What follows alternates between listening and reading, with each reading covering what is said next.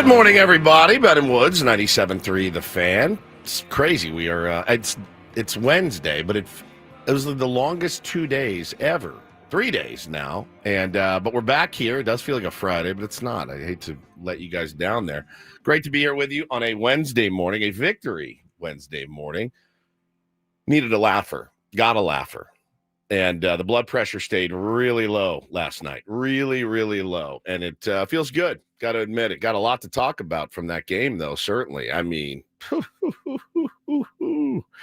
man, interesting topics on the table this morning on the Ben and Woods program. I am Woodsy. That is Paul Reindl. He is the executive producer of the show. Good morning, Paulie. Hey, how are you? Get all dialed in over there. Working on it. All right, we got a new computer at work, and you guys know anytime you get a new computer, you got to go back and fix all your settings, and you got to do all your logins, and you get so comfortable. Yes, with how everything's dialed in. Once you're dialed, that it's like I come in and I was told yesterday, hey, we're gonna have a new computer. I'm gonna do it before you even get in. Yeah, you won't even know. I'm like, oh, awesome, and I'm very thankful because it looks like it's running great. Yeah.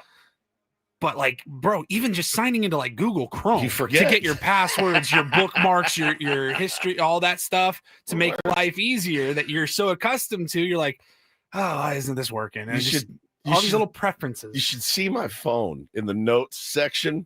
It's just filled with passwords. And I know that a lot of things keep passwords for you now, but it's for instances like this where I always forget a certain one or two that can really, really derail your day. Benjamin Higgins is your friendly neighborhood sports anchor. Good morning, Benjamin. Good morning. Yeah, I keep my passwords on a list in my notes app. Yep, me too. I don't call it passwords in case anyone gets in my phone to throw them off the scent. Unfortunately, I've forgotten what I called it, so now I can't find it again. So you keep it in one file? I keep it in a file in my notes on my phone, and I forgot what I called the file because I didn't want to call it passwords because that's poor internet security. It's very obvious. But now I'm trying to remember what I called it. Favorite golf holes. And it's just all his passwords. What did I call it? 7-iron 69. Spreadsheet. Yes. Something really boring. Like no one wants to look at no one ever likes to look at a spreadsheet, right? That's the last thing anyone would want to look at. So I called it spreadsheet. I have weird bit ideas that I put in my phone, and then I'll go back and look at them like 6 months later, and I'll go, oh God, no, that's like from Ambien. I'll be like, I got an idea, and I'll look at them and go, what? What am I talking about? Nude balloon throwing? Like we're obviously not going to do that. Maybe we could, the Christmas show or something, but I get these weird ideas and I just pop them in my phone. I don't write a lot. I wish I did. Everybody says like, hey, you should be keeping a journal. Everyone should journal, journal about their feelings, journal about their hopes, their dreams, put it on paper, put it on your computer. I just can't bring myself to do it. I have probably 20 journals that I started. It just stops. It's so hard to be consistent in life, and especially with that. But Paulie, I'm glad you're dialed in. I'm glad we got a new computer. We have a new vending machine here too. Got to look at that this morning. Oh, I got to go take a look. It's pretty good. I mean, it's got different things in it. There's a cheesesteak in there, a Philly cheesesteak in there, which again, yeah. Well, the funny thing is the vending machine says smart choices. Yet in there I see Reese's peanut butter cups, cheesesteak. I mean, all various candy bars of different sizes. I don't know how many smart choices are actually sodas. Like, why would you call your vending machine smart choices and fill it with a bunch of junk food? Because I think, maybe smart's not the right. Maybe that's just the name of the company. I assume. So, but I saw some good items in there. Now I did see, and I was excited because they have little protein shakes in there. And I was like, hey, man, sometimes I get smart choice. And I forget that would be a smart choice. But the flavor, I go, what is it? It's cafe au lait. Like, give me vanilla, chocolate, strawberry, and we'll call it a day. You don't have to get fancy. I don't need cookies and cream for my protein. I don't need mint chocolate chip. I don't need anything but the regular. So now we got to burn through all the cafe au laits to put in a request. Can we get vanilla or strawberry? Or the worst is when they have different flavors in the same slot, though. Yeah, then you're screwed. Yeah, you're done. You have to buy three. You've got to wait until two other people buy one. You just bought all three to get through one. Who are you talking to? I have. That cheesesteak, I will say, on the packaging looked pretty good. It looked pretty good. I've actually bought those before. They have them at Costco. Yeah. My kids the want brand? the brand. Okay. So, you could pop them in a air fryer or a microwave for a couple of minutes, and they're not horrible, actually. Yeah, they don't look that bad. Texture-wise, you're not going to get the best version out of a microwave, obviously, but Can I tell I'm a fat boy. I'm an effing fat boy. Can I tell you the worst mistake of my life when I was a kid? I was probably 14. And it's not the worst mistake of my life. That was an exaggeration. I've made many, many, many worse mistakes. Do you guys remember Steakums? Oh, yeah, absolutely. Remember Steakums, right? Yeah. Strips of beef that look like bacon, basically. Now, I would see the commercials and go, I'm in. Oh, God. The commercials made you want Steakums. You would die. I think they played a lot, like they during played afternoon cartoons and stuff. Yes. I don't know if they were trying to get kids to tell their mom, buy Steakums at the store. That's exactly what happened. Steakums. Now, because here's the thing that you remember this growing up. Now, unless you grew up in Philly or in New York or whatever, the steak sandwich was not something that mom ever made. Never. My mom was never like, hey, we're going to have steak sandwiches tonight, right? You got your meatloaf, you got your spaghetti, you got your chicken, and mashed potatoes, whatever. Pork chops occasionally. Yeah. But you never was mom said, hey, we're doing steak sandwiches. Like, never once. So you'd see the commercial and go, I got to have it. I got to have a Steakums. So I remember vividly at like 12, 13, going to the store and be like, Mom, I want these. And she's like, all right, get whatever you want. Grabbing the box, throw it in the thing, getting it home and realizing it's not a sandwich. It's just the meat. I remember taking it out and being like, woo, finally, I finally got it. I got me some Steakums. Open up the box. Where's the bread? It's just the meat. They just gave me the meat. They didn't give me the actual sandwich.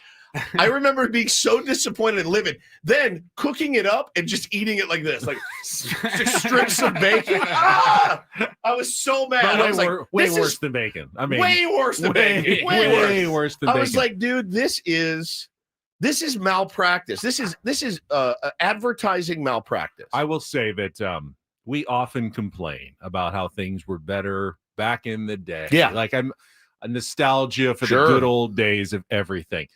Food is so much better now than it was 20, 30 years ago. Paul, you don't even know. Yeah, I mean, dude. We had no options. We just had, my mom was a good cook, and we had the same thing, meatloaf one night. Yep. We had, pork chops one night. And it was good, but there were, all the different cuisines from different countries. There wasn't a lot of options, at least growing up here, North County, San Diego. They're just, you go out for pizza every once in a while, or there weren't even that many taco shops around. It was hard to find decent food. Now, it's food all over the place. You think about it back in the day, Paulie, it was you get pizza delivered or you get Chinese food. Those are the only two options that delivered ever. Now, you had to go pick up stuff. But yeah, you didn't have 100 different things that you could choose from on a nightly basis. Right. Like, I don't even know if sushi existed back when I was a kid. I never obviously saw it. It existed, but not in any meaningful way. And anyone could go get sushi for dinner, nor would they have, because they would have thought this is the weirdest thing I've ever seen. It just would have been so unappealing to the American palate in like the 70s and the 80s. Why would you open one of those? I do like the nostalgia talk. It does bring me back to the summers of my youth, certainly. But that vivid memory I have of thinking that I was going to pull that box open, Ben, pull out a big fat steak. Now, when I saw the box, I go, that's very thin.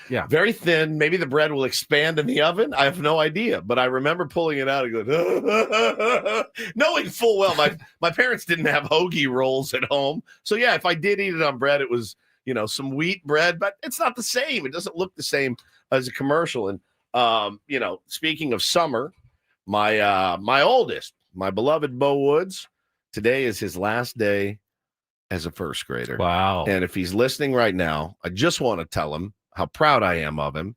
He crushed it this year. Started off the year a little dicey, a little nervous. I went yesterday after the gym. They were having their end of the school year party, and they do it at Orpheus Park. Orpheus Park? Beautiful. Parents came, kids were playing tug of war, dodgeball. Bo wanted me to come and play football with him and his friends, and I was all-time quarterback. I'm going to tell you right now, I chewed those kids up. I think I had maybe 2 incomplete passes, probably 17, 18 touchdowns. I couldn't have been more dialed. 4-on-4 football, and I was all-time QB.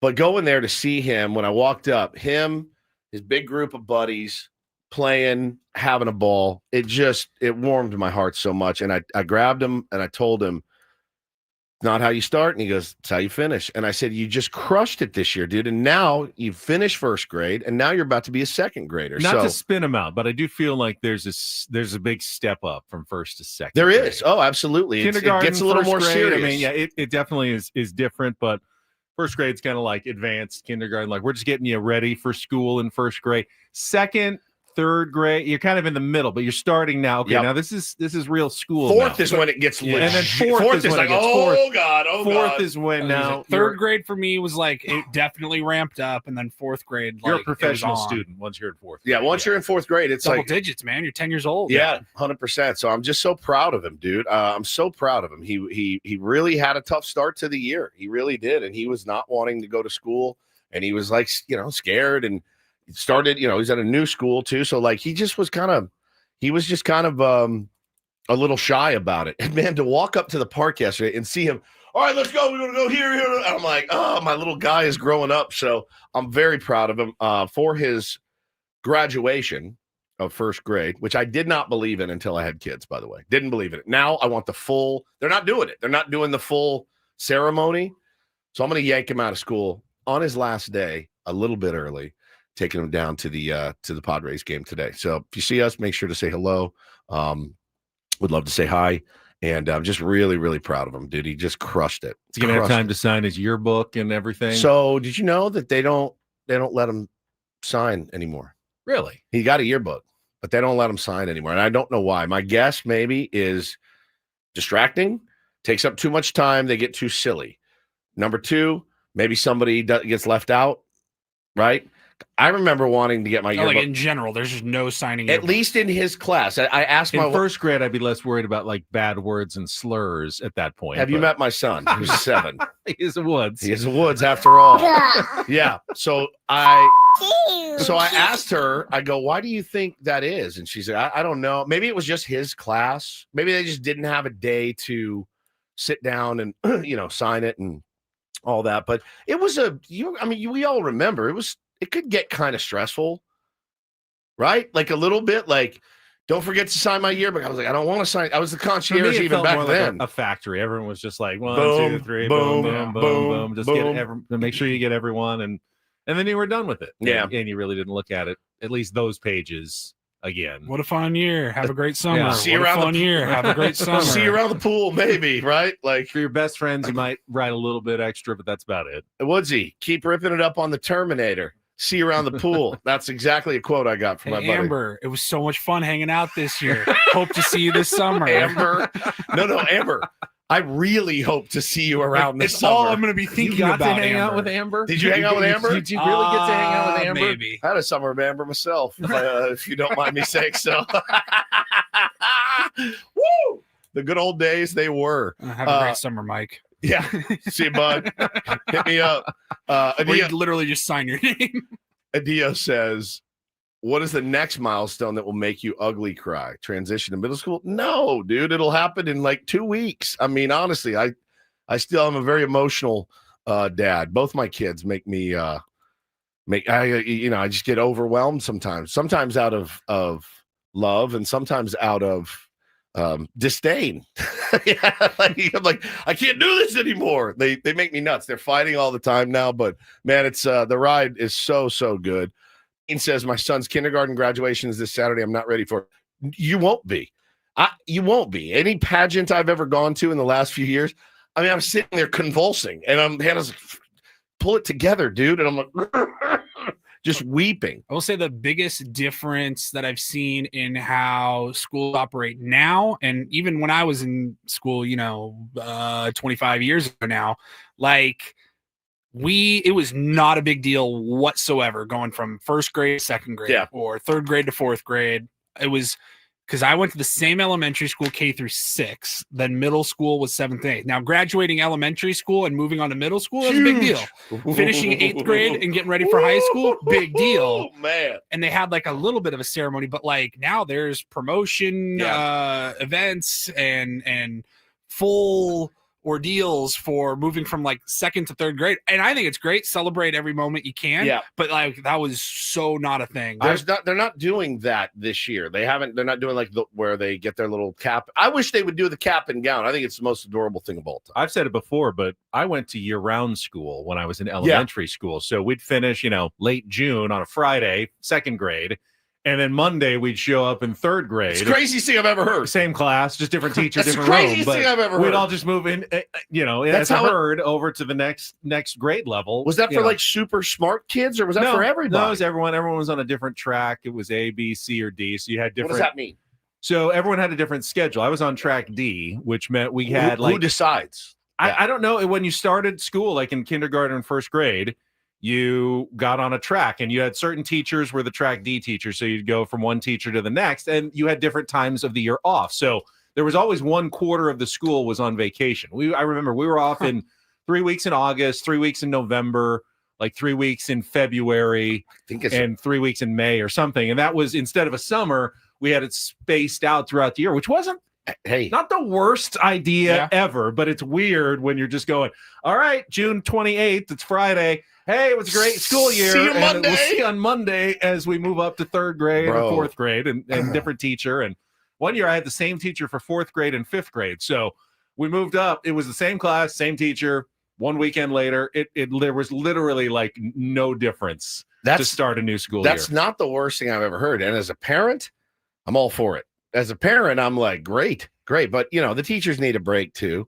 And like you said, they get those built in, but that's actually not a terrible idea, Benny. Man, I'm just happy for him.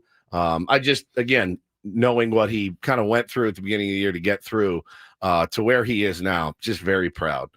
Very, very proud. Excited to go to the game with him today. Hannah's taking Tay-Tay to the fair, so they're going to rage. So, I mean, it's a great day in the Woods family. Great night to be a great day to be a Padres fan today. That was a hell of a win last night. We got a lot to talk about, but man, it was great. We have a lot to talk about. We also have a lot to do. I will explain to you after we check traffic and get to the setting of the menu for a Wednesday edition of Ben and Woods. Let you know what's coming up after Kelly here on 97.3 The Fan. From the 855 Get Ross Traffic Center, protecting San Diego after accidents or injury, here's Kelly Danick. This game day traffic report is brought to you by Crystal Geyser Alpine Spring Water. Good morning. Pretty quiet ride all around the county. One thing to watch out for in the North County, we're getting reports of a stalled vehicle west 76 at Vista Way. It's got that right lane blocked, and apparently it's blacked out, so just take it extra carefully there if that's your route. That's west 76 at Vista Way. Coastline ride looking good so far, but that's going to change as the morning progresses. Opening day, San Diego County Fair. Gates open at 11.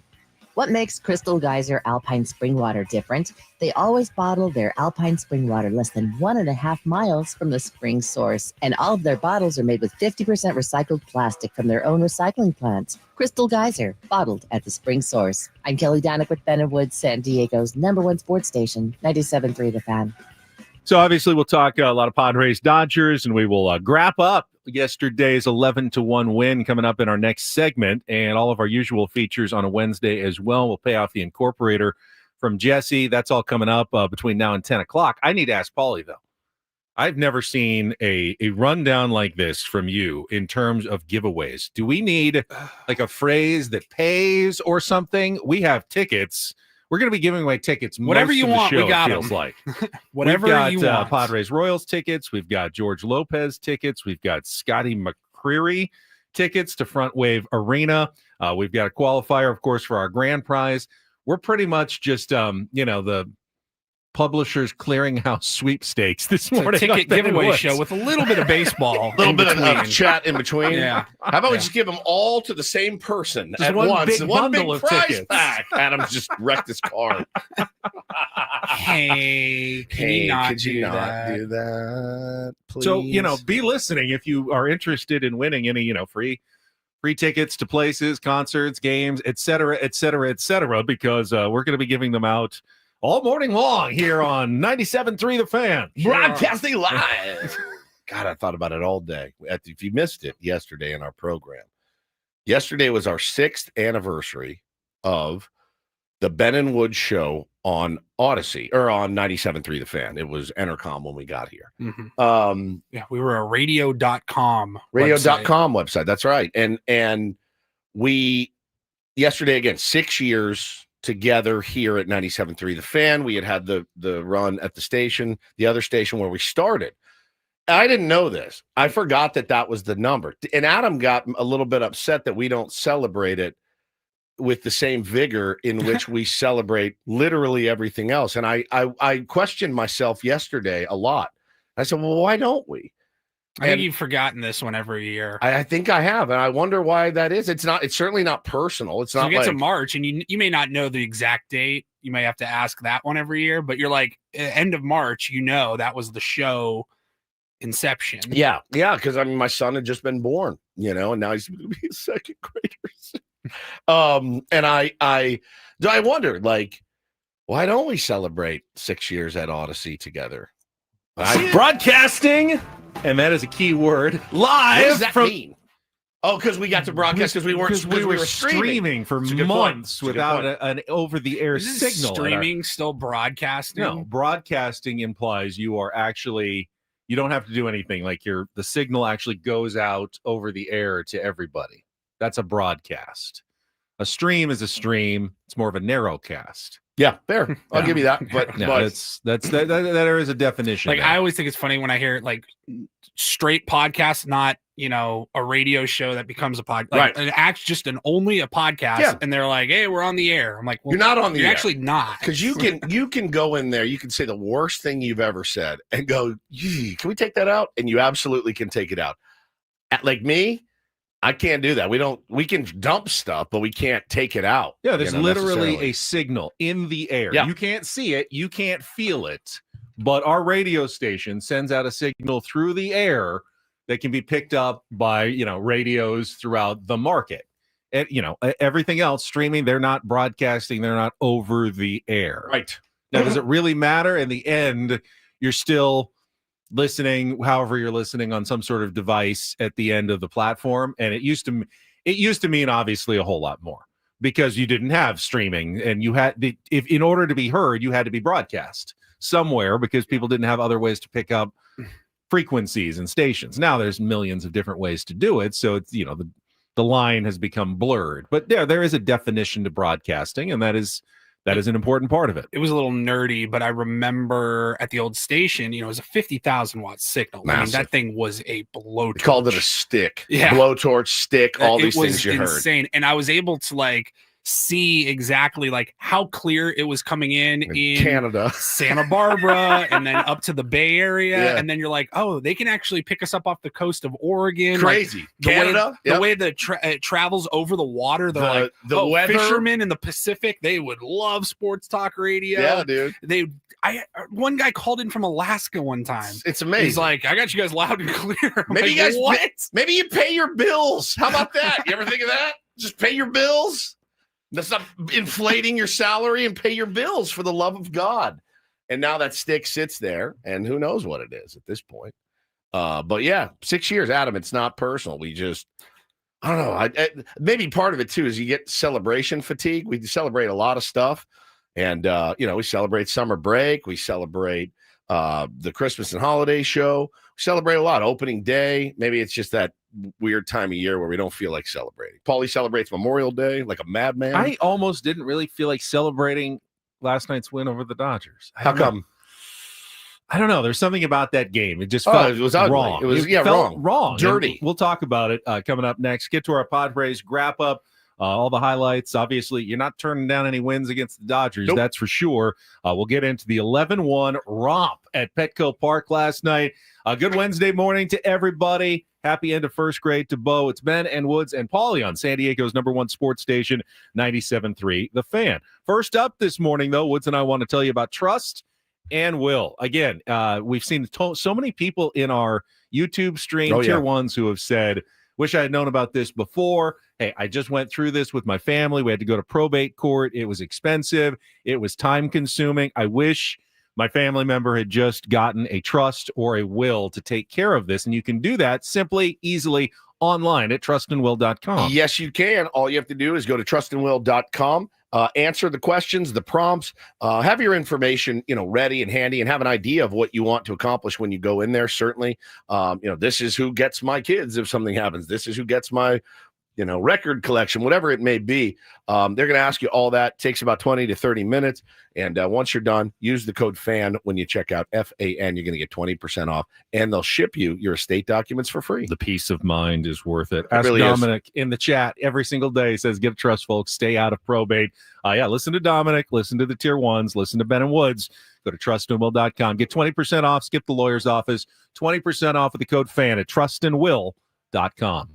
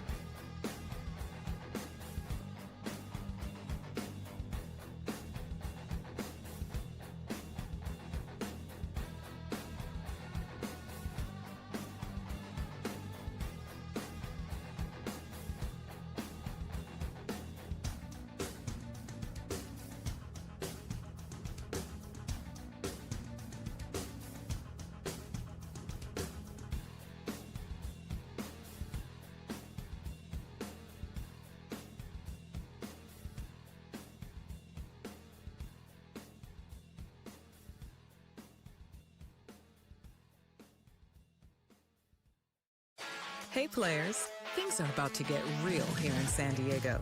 Introducing the all-new Jamul Casino Resort. With a 200-room hotel tower, exciting new eats and drinks, plenty of new places to play, and a luxe spa and salon. Hello, rooftop pool and deck. It's where players can play their hearts out and enjoy all the perks that come with it. It gets real this summer at the all-new Jamul Casino Resort, the players' place.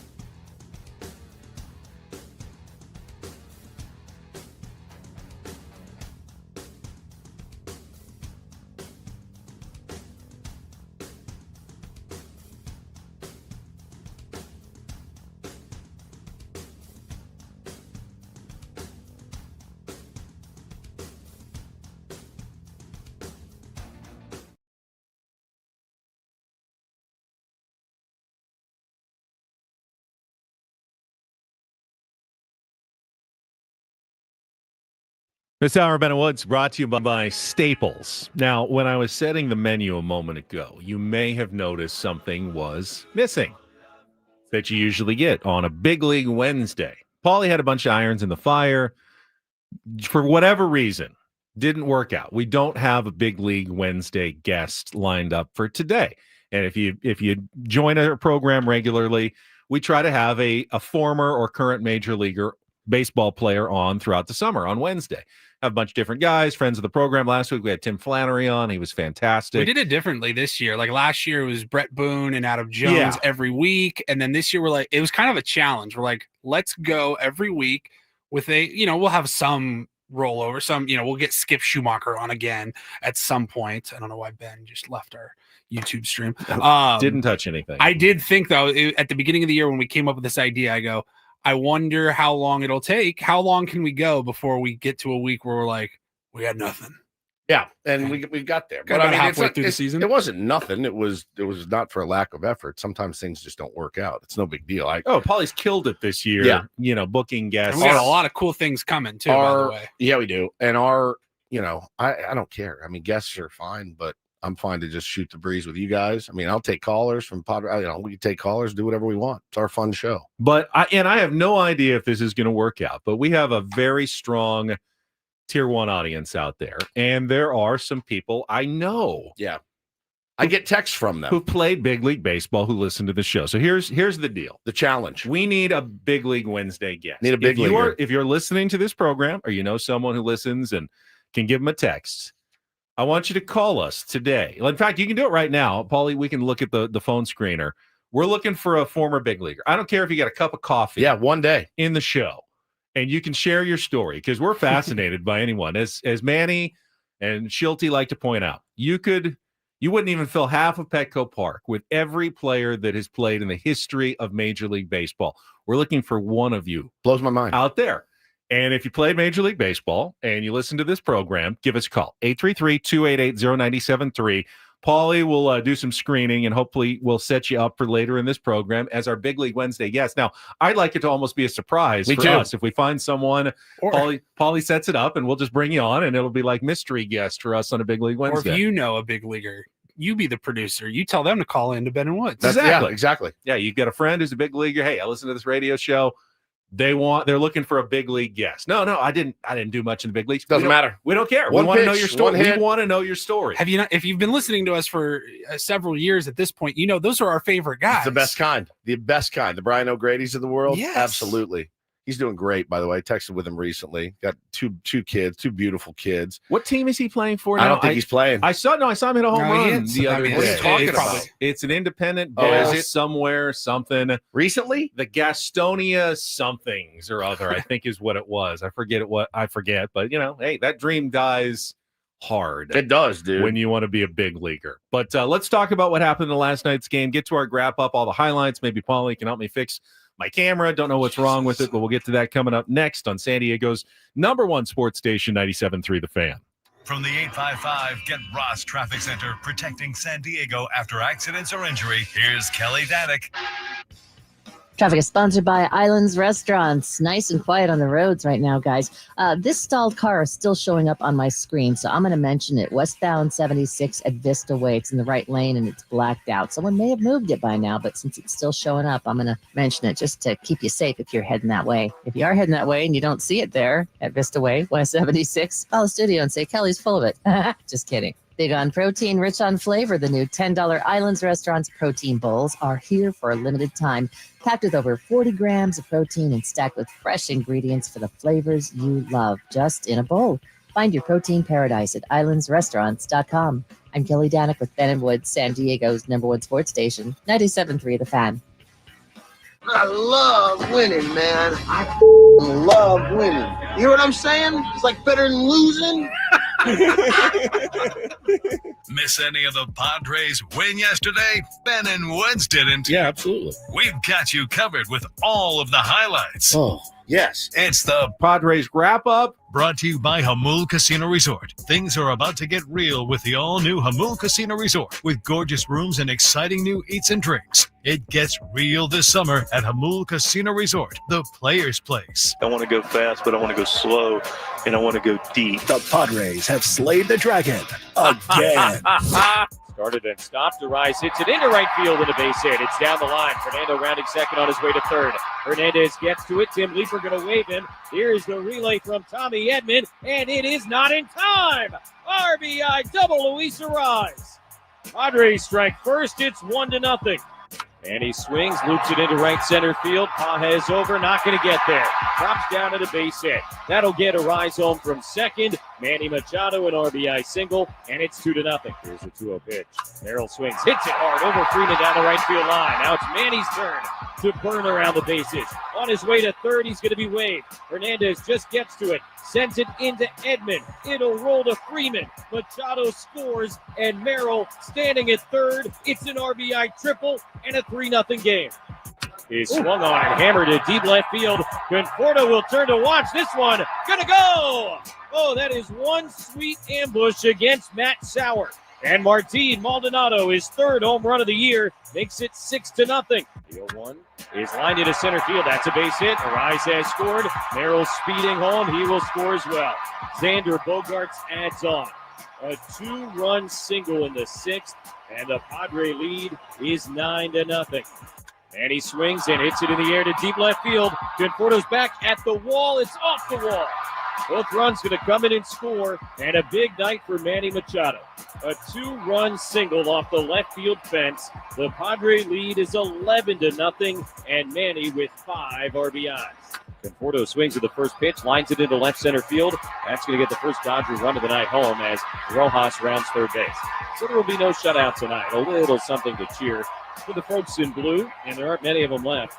11-1 here in the eighth. 2-2 to Freeman. Morgan will deliver, and a ground ball off the mound goes to Bogaerts. He'll take it to second. One on to first in time, and a game-ending double play here in the top of the ninth inning.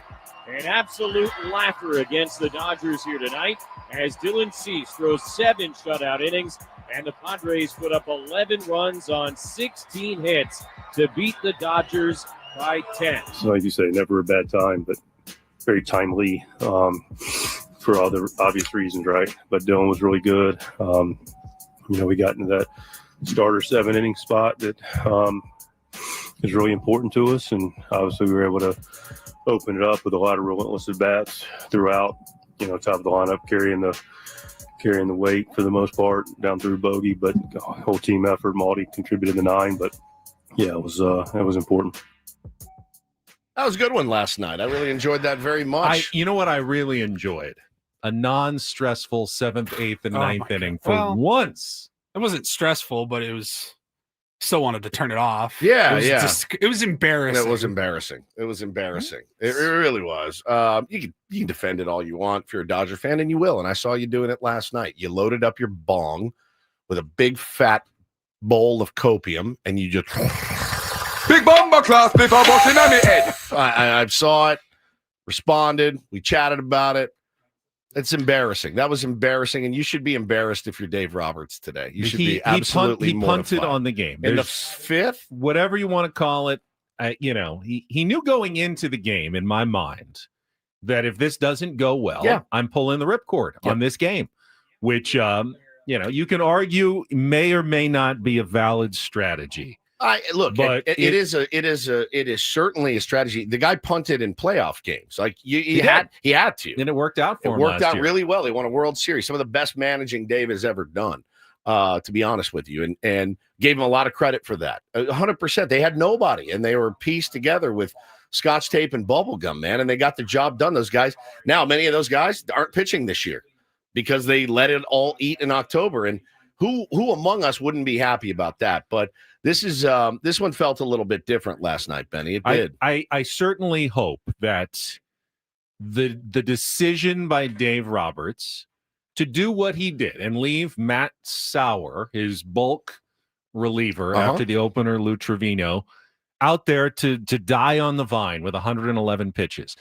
I hope it backfires, and not because Matt Sauer gets hurt. I have no ill wishes toward Matt Sauer. He was put in a very bad situation by his manager. Probably knew it was coming. I think he talked about it after the game. He said, it's what I was asked to do. I went out there, did the best I could, didn't pitch well, but I knew there was no help coming behind me. I just had to wear it. 111 pitches after he had never thrown more than 82, even in a minor league game.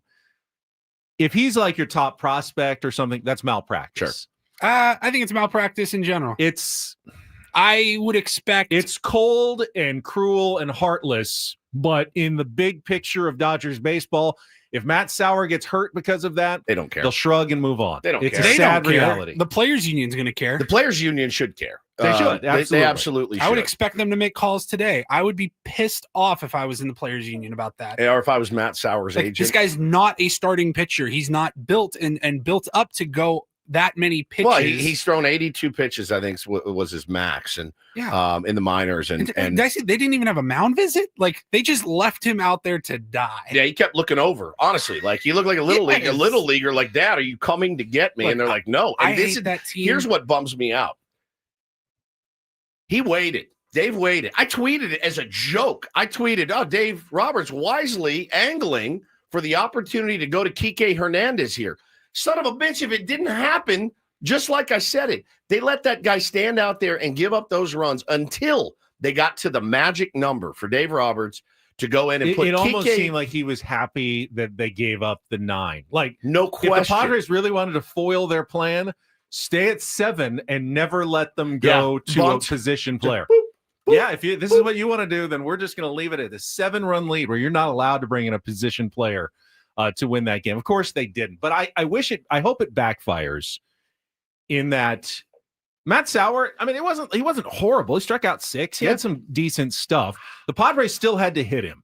And sometimes hitting is weirdly contagious. And just the fact, I know it doesn't mean much. You're never going to see Matt Sauer in a playoff game, in a meaningful game. Or maybe in another game ever again. Or maybe ever again if you're the Padres. So you didn't beat the Dodgers best, obviously. This is not some referendum on Padres-Dodgers where they are at currently. But if the Padres can take the hitting momentum of yesterday, the day before, and get locked in for a couple of weeks at the plate when they have 5 more games against the Dodgers in the next week, then I will think that Dave Roberts will go, should not have let that team get some confidence at the plate. They were struggling. They were scuffling. Right, and then we came in and we let them score 18 runs in 2 days. Yep.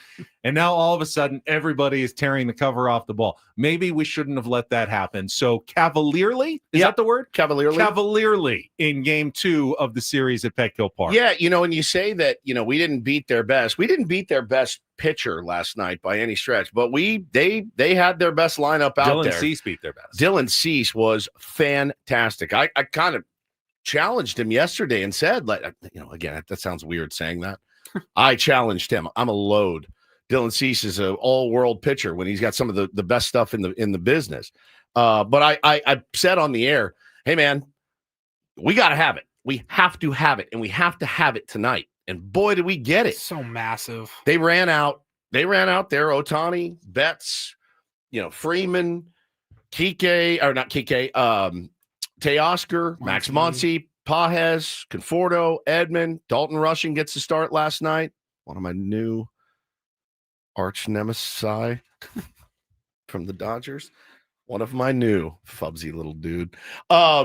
So Dylan Cease handled those cats last night. And like you said, hitting is contagious. And I think what you saw, one player in particular, man, he's been locked in, period. He's hitting everybody. But Jackson Merrill with a couple of ABs that I went, that's him. That's the guy I remember. That fastball in the outer half bend that a week ago he misses entirely or tries to pull it and rolls it over to the first or second baseman. He just goes, boop, slaps it in the left field for a knock, man. Phenomenal ABs early by the guys to get on the board, foot on the throat. Now, you want to pick it apart. We had bases loaded in back-to-back innings. We got 1 run out of it on a double play ball by Martin Maldonado.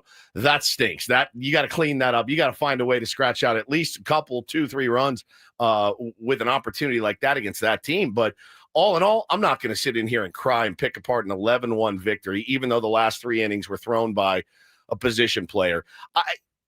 Again, I'm not going to come, and I'm also not going to come in and be, oh, the sanctity of the game and blah, blah, blah. Bro, he had pieces available. He had Ben Kasperius. Guess what? He didn't want to use him because he wants to use him today.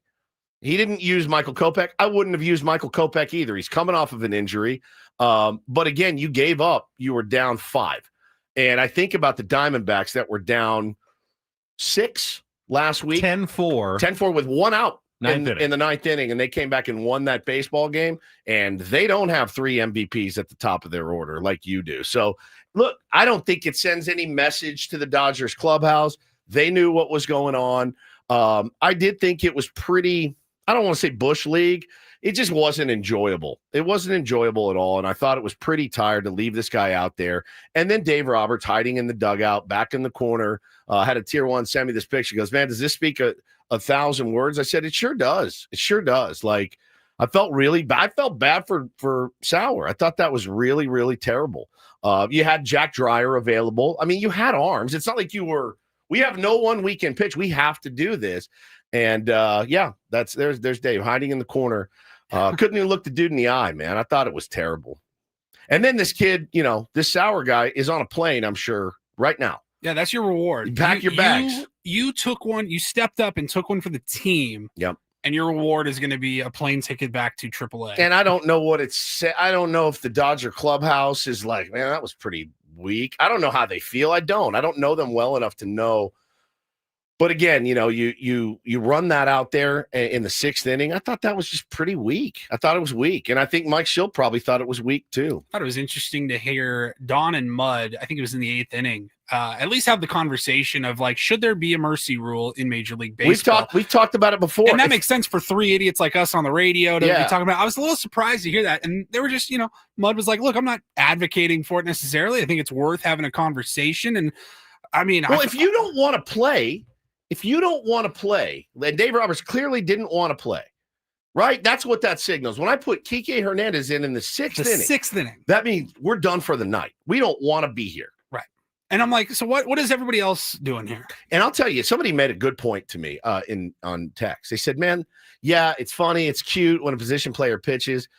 He's up there throwing 42 miles an hour. Our guys are still taking hacks because why not? If you're going to do this, we're going to try to punish you. What happens if Manny tears an oblique swinging at a 42 mile an hour fastball? It's really not safe. It's not safe for Kike. It's not safe for the players. That's why Kike wore a helmet. That's why he wears a helmet. And I thought to myself, it was funny man, the first time when he's doing all the bits on the mound. Tyler Wade pitched when the Padres got blown out in Toronto. I mean, it happens. It's not ideal, but it was 1 inning.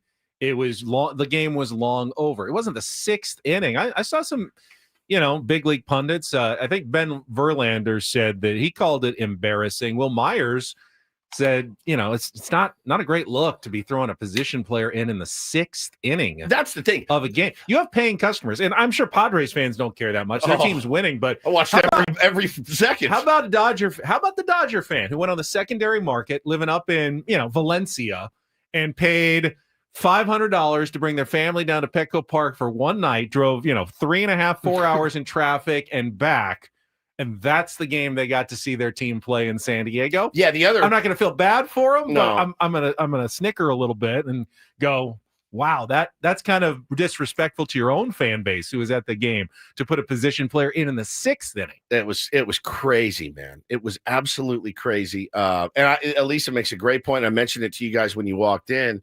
Mike Schilt was not afforded that opportunity. Mike Schilt had to wait, if he wanted to, until the 9th inning, which is, hey, if you guys are going to Kike in the 6th, Schilt had to go through David Morgan for a couple of innings. David Morgan will be unavailable today. Mm-hmm. You need a strikeout pitcher with 99 mile an hour heat to come in and get a big out in the 8th inning.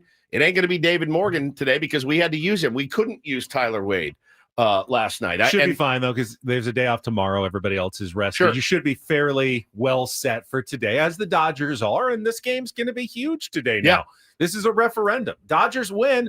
Dave Roberts is all genius. the way back to Los Angeles going, hey, that worked out exactly as we planned. We snuck 2 out of 3 wins gave up on the other one, saved our bullpen. They will take that every day of the Every week. day The of the Padres week. win, and they go, we could have won that series if maybe we had tried a little bit harder. I mean, this is a huge game in my mind today now. I'm going to be honest with you. I expected a little more fight from the world champions. I did. I expected a little more fight from the world champion Los Angeles Dodgers last night. Maybe I'm built different. I don't know. That's just how I felt about it. Expected a little bit more fight. I thought that was pretty embarrassing. And listen, I'm not worked up about it. We won 11-1. It was fantastic. I would watch that game again this afternoon in person. Hopefully it happens again. But yeah, man, I thought it was tired. I thought it was a real tired look. One person who always fights is our Jesse Agler. Fights to get that Incorporator word in. We will pay that off for you. Fubsy was the word last night. Which Dodger was at the plate when he said it? That's coming up next on San Diego's #1 sports station, 97.3 The Fan.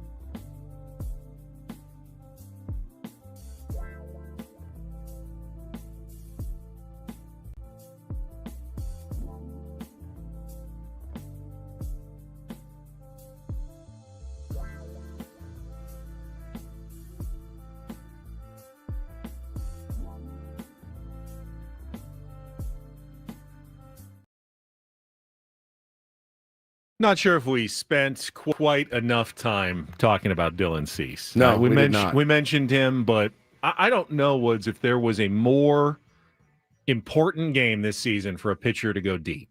For us, to this point, right? That was number 12 in a row for the Padres, trying to get to the finish line of 13 games in 13 days before the off day tomorrow, and the bullpen was shot. I mean, shot going into that game. Mike Schilt did not want to have to go to his high leverage relievers, but he also knew we need to win this game to have a chance to win the series. Yep. What do I do if Dylan goes out and he's okay, but scuffling in the fifth or the sixth? Who do I have to get ready? How am I going to get to the ninth inning against this, dangerous Dodgers lineup? He needed Dylan Cease, who has been inconsistent at best all season long. Borderline bad at times. Borderline bad to come through. And man, did he ever come through. With the one inning where it looked like it might unravel. And it's been so many times this year with Dylan Cease that he's had that one inning and it cost him. But this time, he worked around it. Walked the bases loaded in the top of the third, and it's still a 0-0 game at that point. How different is this game if Teoscar Hernandez delivers a big hit, grand slam, a 3-run double? The entire game is completely different. But he gets that out. The out of the game, I don't think there's any doubt in my mind. The out of the game there, Padres immediately answer with 3 runs. Yep. And at that point, Dave Roberts is thinking, all right, the plan that I had in the back of my mind is now in the front of my mind. Yep. We're going to let Sauer wear it. We're going to pitch Kike Hernandez later in the game if it gets ugly. That change, the third inning was massive on both respects. No question. Dylan Cease, Benny, 24 total whiffs, 46.2% whiff rate, 34% chase rate, and a season high 11 strikeouts when, like you said, like we said yesterday, you had to have it. You just had to have it. It's in you. We know it's in you. We've seen it before. Tonight would be a great night to break it out, Benny. His fastball was the best that it's been all season. His slider was graded out at 70 out of 80. He was fantastic. They were chasing outside the zone all night. Nothing that they could do. The walks, it's tough. When you spin the ball that much, it is hard. When you throw the ball that hard, location is going to be an issue. And, they were. Walks were an issue last night. But, again, the great ones know how to pitch out of the trouble that they cause, and he certainly did that last night. Can't say enough good things about Dylan Cease last night. He was Bill the Butcher last night. He really was. He was fantastic, dude. So 103 pitches, but that's not unusual for Dylan Cease. Plus, he'll get an extra day of rest before his next start, thanks to the off day tomorrow. Be against the Dodgers, won't it? It'll be against the Dodgers again up in Los Angeles next week for his next start, and I'm not too mad about that. I'm sure they'll want some revenge, but they didn't show a lot of signs that they were looking too good against Dylan Cease last night. Well, not only did he have to navigate the absolutely terrifying, monstrous lineup of the Los Angeles Dodgers, he had to navigate the 75% blind in both eyes Laz Diaz behind the dish. Now, I'm not going to come in here and tell you that it didn't go both ways. He was equally poor on both sides. I mean, he got a couple of strikeout pitches that were really, really bad. Happened to us as well. And it started like 2 pitches into the game with Tatis. Arraez got a ball called at his eyes from Laz Diaz. I had no idea what he was watching last night. No, I don't, because it wasn't baseball. I don't know what he was doing back there. He's horrible. He is bad at his job. Maybe he needs to keep his head still because they go to the ump cam and he's bouncing all around. Like, you might see the strike zone a little bit better if you try to keep your kind of head on a level plane as you're calling the game. Somebody tweeted caught in 4K and his head was looking at Max Muncy's ass, the hole at bat. I'm like, how you gonna call strikes? You're looking at that guy's dumper. It was crazy. So it was he was fantastic, man. Fantastic. He said out, in the mid-game interview with Dylan Cease down in the tunnel, he said, I attacked. That's what I wanted to do, is attack. And he did, and just flummoxed those guys all night. It was awesome. Speaking of Max Muncy's dumper, which is not a phrase you often hear. Save that. on the radio. Yes. I know, as Paulie teased, the Incorporator word yesterday, and he teased which Dodger was at the plate when Jesse got his Incorporator word in, and I know you're all thinking must have been Max Muncy. It wasn't, correct, Paulie? It was think it was. All right, so let's set it up. Had Jesse on yesterday on a Tuesday. It's been about a month because he's been doing television since we've had an Incorporator. We came back with a fairly simple but funny-sounding word for him. Here's what we had for Jesse. Speaking of Max Muncy's dumper, here's the Incorporator. We're back on radio for the Incorporator tonight. Finally. And we're going to bring you back, I think, fairly softly. It's a short word. Sometimes the Incorporator word is incredibly long. This one's just 5 letters. Okay. Paulie, if you would. Fubsy. Fubsy. I've never heard this word. Fubsy. Fubsy. I feel like it means Fubsy. I feel like I'm in a fubsy mood right now. Fubsy. It means fat and squat. Fair. All right. So, how did Jesse work Fubsy? Fat and squat. All I got was a text from the GOAT himself, Jesse Agler, last night. He said this was in the top of the 5th inning with Freddie Freeman at the dish. Sad of the stretch. Pause. Now the pitch. And a swing and a miss. And a slider in on him there. 0-1. Freddie Freeman, of course, is all arms and legs. Not even a little bit fubsy. The other There's way. anything wrong with being fubsy, but he is not. Very long, very lanky. The one pitch is hit hard and beyond the Dodgers. Man, didn't go after Don or Mudd. I thought maybe there'd be some announcer crime going on in the booth yesterday, but he simply, as Jesse intelligently does, turned it around. Opposite. Genius. Fubsy. Not Fubsy. Yeah, that's just absolutely legitimate in the use of the Incorporator. I'd like to get to the point where I'm not Fubsy anymore. I would. I'm working very hard in the gym and on my diet to be not as Fubsy as I am. Defubsify yourself? Defubsify myself. That's great. Jesse's the GOAT. So now we've got last game of the series, day game. Thank you, San Diego Padres, for allowing the Dodgers to get away early. Dodgers don't really allow that for their opponents in Los Angeles. They're going to play 3 7:00 games, and then Thursday, the last game of the series, actually I think starts at 11 p.m. or something. They don't do getaway days in L.A., but got one today. We got a 1:10 first pitch for you, and the Dodgers saving their ace of the staff to go for the series win. Justin Robleski on the mound, going up against Randy Vasquez, who continues to don't exactly know how, but he has pitched well. I mean, this will be the biggest challenge he's faced yet. Can he keep the Padres in this game? Justin Robleski has an ERA over 8. I would love to see the Padres carry their offensive momentum into today and put some more runs on the board, give Randy Vasquez some support, a little bit of a cushion. Because you're probably going to need a little bit of a cushion when you're going up against Dodgers team that's going to want to win this series. Big time. They're going to want. Dave is going to want to justify. He's going like, you need to save my bacon. Save my bacon. I'm going to look really bad if we lose this series now. So I need this one, guys. Yeah, 100%. He's thrown 15 innings. Padres are underdogs today. Are they? I mean, I don't know. They were favorites yesterday. They were.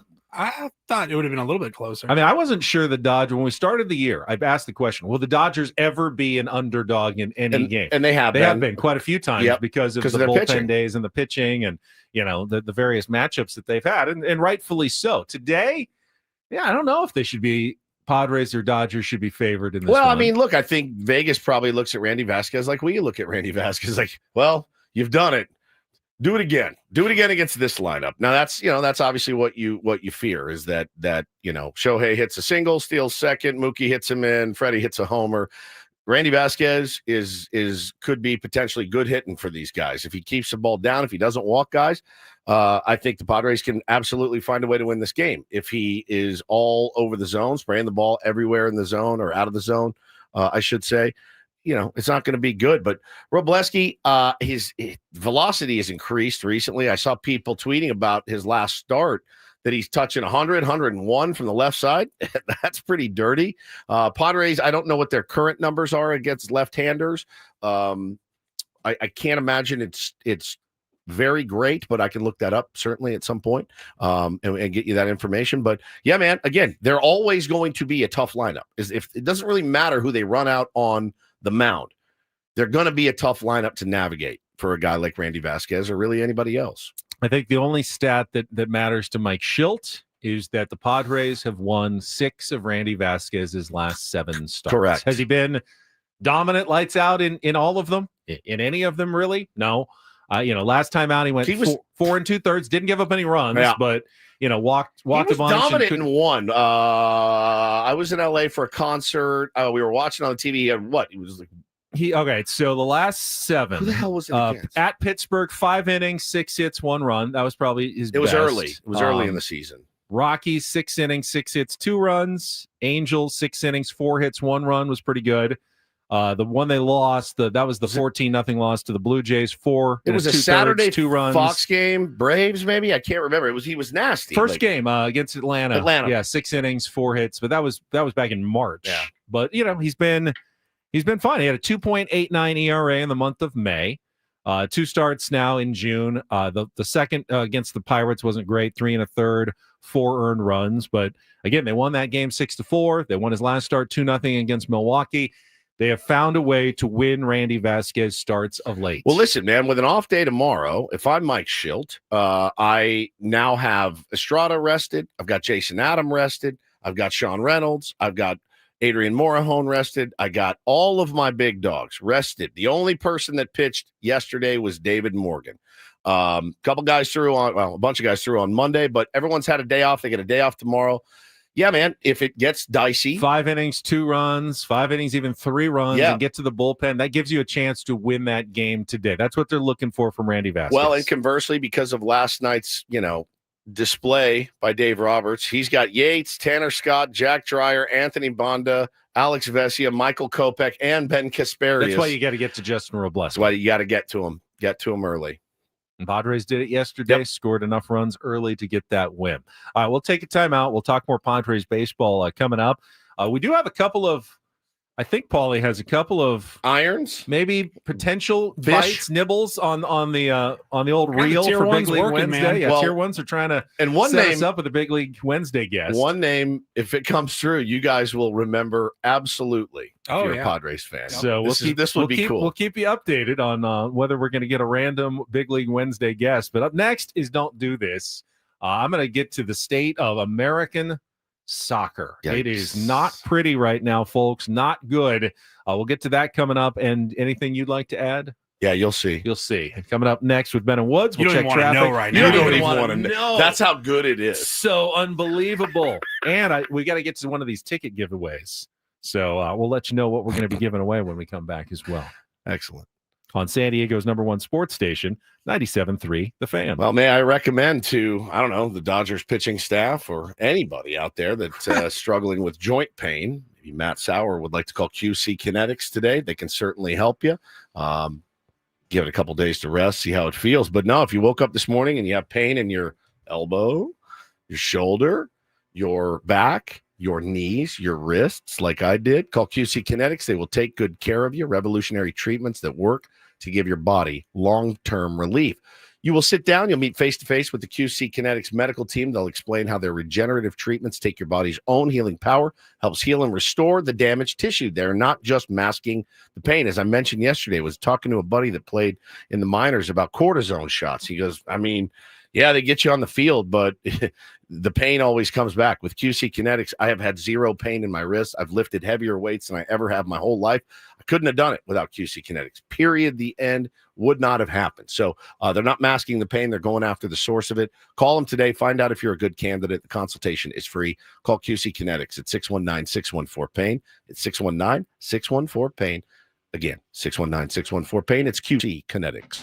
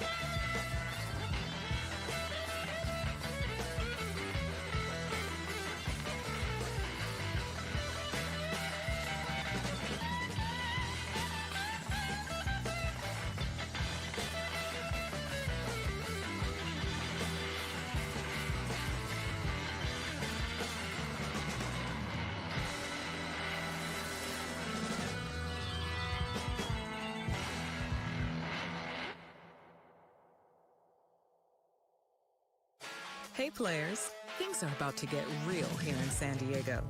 Introducing the all-new Hamul Casino Resort. With a 200-room hotel tower, exciting new eats and drinks, plenty of new places to play, and a luxe spa and salon. Hello, rooftop pool and deck. It's where players can play their hearts out and enjoy all the perks that come with it. It gets real this summer at the all-new Hamul Casino Resort, the players' place.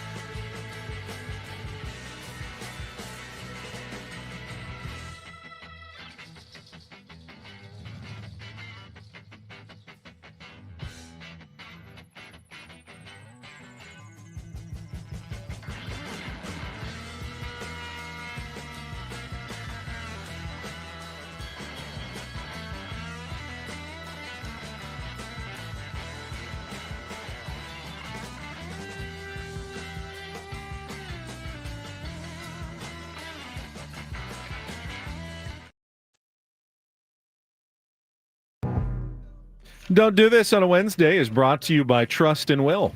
Don't. Leave your entire estate, house, kids, and life savings up to chance if and when you die. Do. Set up a Trust or Will online at trustandwill.com. This is a lot more affordable than you think. Visit trustandwill.com for more info. All right, I will get us started today with the state of American soccer. It's not good, folks. We just had an international break.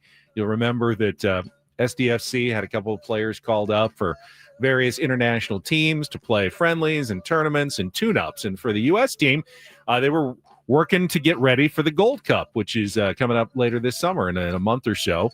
Bring up most of their best players, not all of them.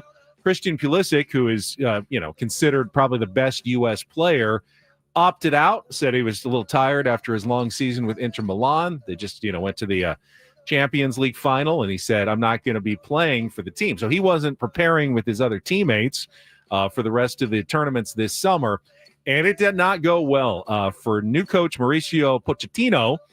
They lost their fourth in a row yesterday. Jeez. They got bodied 4-0 by Switzerland. Switzerland's good, but they're not super duper powerhouse in the world of soccer. Switzerland scored 4 times in the first 36 minutes, and then pretty much cruise the rest of the way. Team USA didn't even get a shot on goal the entire match. First time that's happened in a decade for Team USA. And they exit this international period looking about as low and grim as they've done in years. And, of course, the United States, Mexico, and Canada will be hosting the World Cup. So they're automatically in. They don't have to qualify for the World Cup. They're in. But are they going to embarrass themselves on the international stage coming up based on this recent form that they've shown? It's been bad. I have a buddy he's such a huge soccer fan, lives in Texas, and I saw this result last night, and I texted him. I said, hey, should we as a country just maybe stop trying to participate at this point? Have your MLS and have your academies and things like that, and but I mean, I remember. It felt like we were rising. Landon Donovan, World Cup goal. I remember going and watching like at Pizza Port in OB, and everyone was like just going through, like they scored late and they won in the World Cup and they advanced to the final 16 and you knew you weren't going to win, but you felt like, okay, American soccer is on the rise. It's on the come. There's on the horizon. You could see them maybe getting to like the final four of a World Cup here in the next 10, 15 years. And despite all the youth soccer that we have, I mean, your kids, everybody's kids playing soccer,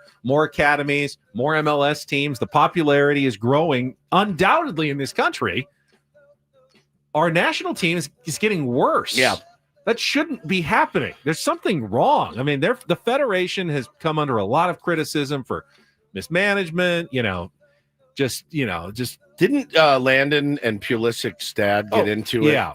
Why have I seen Pulisic's dad in headlines? Well, I feel like that's never a good sign. Landon criticized Pulisic for not playing. Coming and playing with his American team. Like, don't you care? I mean, this is important. Yeah. And you've got to care about this. If you ever want to be good, you have to care about it. And dads want to defend their kids, so they went after it, social media and such. So I like Landon that he's not afraid to. Landon speaks his mind. He speaks his mind. He very much does. I haven't had him on the show in a while. It's been a minute. Yeah. I like Landon a lot. Really good dude. This guy is not speaking his mind, but there's a little bit of an update for Stefon Diggs. You remember on Don't Do This maybe a week ago. He was, it's the off season. It hasn't reported for OTAs yet. He's still in his off season mode, and he's on a boat, and he's partying with some bikini-clad women. Who amongst us, right? And he had that. Me, probably, right. Yes. He had that bag of the pink substance that he handed away. So they asked him. He shows up, and they wanted to know, the reporters in New England obviously wanted to know, Ben, what was in the bag? What were you doing? And so his quote was, obviously, I want to get as candid with you guys as possible. I kind of have a thing where I don't talk about my personal life with people I don't know personally. I'm pretty sure everybody here, men and women, great people. But I kind of like to keep my personal life personal. Maybe don't put it on film and, maybe don't do it. I guess he thought it was a private setting. It obviously wasn't. Somebody's recording it, but it didn't seem like they were recording it surreptitiously. Did it? Right. You know what I mean? It was like, hey, we're here. We're on a boat, and here's my bag of pink cocaine here. You have some, and bring it back. Don't do all of it. I mean, it's nuts. So he said, I did have a conversation with head coach Mike Vrabel, others in the organization. He said the particulars is all internal. So he will not answer the question. He said, I don't want to be rude, but I would hate to repeat myself for the fourth time. You want me to repeat myself again and say the same thing? That's it. He was done. He's done talking about it. So if that's, you talk to your bosses about it, they're fine with it. They're going to give you a pass. You don't really need to address it, I guess. How many times have we seen someone compound one DDT mistake with another DDT mistake? In this case, you can call this policy. I don't really like to talk about the crimes that I've committed publicly and admit and give more evidence against myself, voluntarily.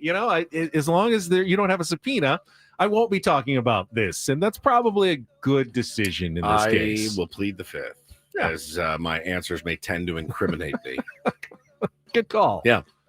All right, finally a little do this. DD Mega Do. College World Series is coming up this week. We didn't talk about it earlier in this week. Probably should have, though. There is a very surprising participant this year in the College World Series. Congratulations to the Cinderella story of the college baseball season, the Murray State Racers. The Racers of Murray State. This is awesome.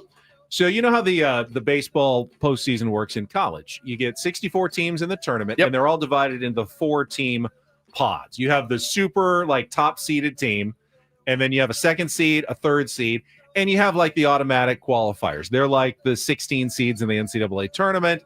They're cannon fodder in the first round. They get blown out 2 games, and they go home. But great year. Hey, you made the NCAA tournament. Not Murray State. They were the essentially 15, 16 seed coming into their tournament. They upset Ole Miss, made it through their first ever regional, and got to the super regional. So the second weekend, you advance and play a best-of-3 series against another regional winner. They played Duke, another really good team. Knocked them off, beat them. And now the Murray State Racers, enrollment about 8,000. Quick, I like to do this. Where is Murray State? Murray State is in Indiana, let's say. Ohio. Murray do this State one already? is in Kentucky, of course. Murray, Kentucky. Murray, Kentucky. Hey, of boy. course. It's not that far off. Fair enough. Their coach, Dan Skilka, I mean, he cuts the grass on the field himself, gets on that riding board. The stadium capacity, 800. Folksy. It's not so folksy. This is by far a big-time college baseball program. They're massive underdogs at the College World Series, like 700. But they're one of 8. 701, but they're one of 8 teams left in the country still playing for a national championship. They play UCLA in their first game at the College World Series coming up this week. Great story. Arkansas, LSU, Oregon State, Coastal Carolina, UCLA, Louisville, Arizona, and Murray State. Jordan points out, famous Murray State alum, Ja Morant. Oh, Ja is a nickname. It's a nickname, of course. Right.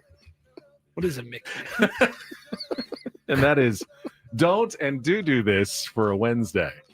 That was Don't Do This with Ben and Woods on 97.3 The Fan. All right, we are still on edge to see if a Big League Wednesday guest is going to call us. Paulie definitely has some irons in the fire. We can also talk about what else went on. Padres getting absolutely no help from the team you don't really expect any help from last night. But we'll go through the rest of Major League Baseball as well. All coming up next on San Diego's #1 sports station, 97.3 The Fan. Gambling problem? Call 1-800-GAMBLER. GEGE 000-466. For a full list of games and rules, play at 7 Mile Casino. Visit 7milecasino.com. Speaking of underdogs and odds, if you want to beat the odds, you can always go play cards at 7 Mile Casino. Now, the odds aren't bad on California-style blackjack or Texas Hold'em. You're just playing against the other players. Now, if you want to go like Pie Gal poker and try to get a royal flush, you can win big. Doesn't happen very often, but you can beat the odds. Be a Cinderella story at San Diego's best and closest card room, Woods, 7 Mile Casino. No question, Benny. I love California-style blackjack.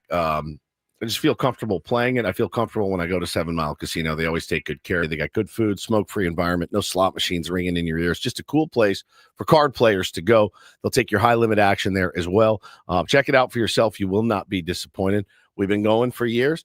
They've been a long-time supporter of the Ben and Woods program. We certainly appreciate them. Day game today, so it's a great place on even a Wednesday night or Thursday. You're thinking of something to do. Absolutely no big drive out to the East County. Just hop on the 5 freeway.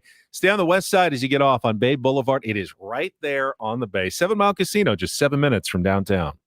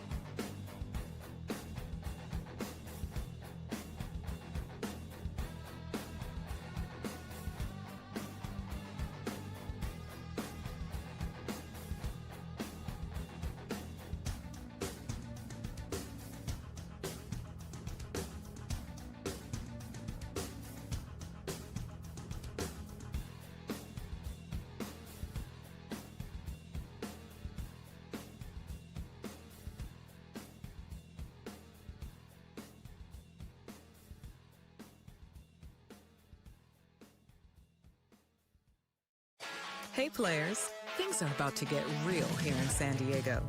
Introducing the all-new Hamul Casino Resort.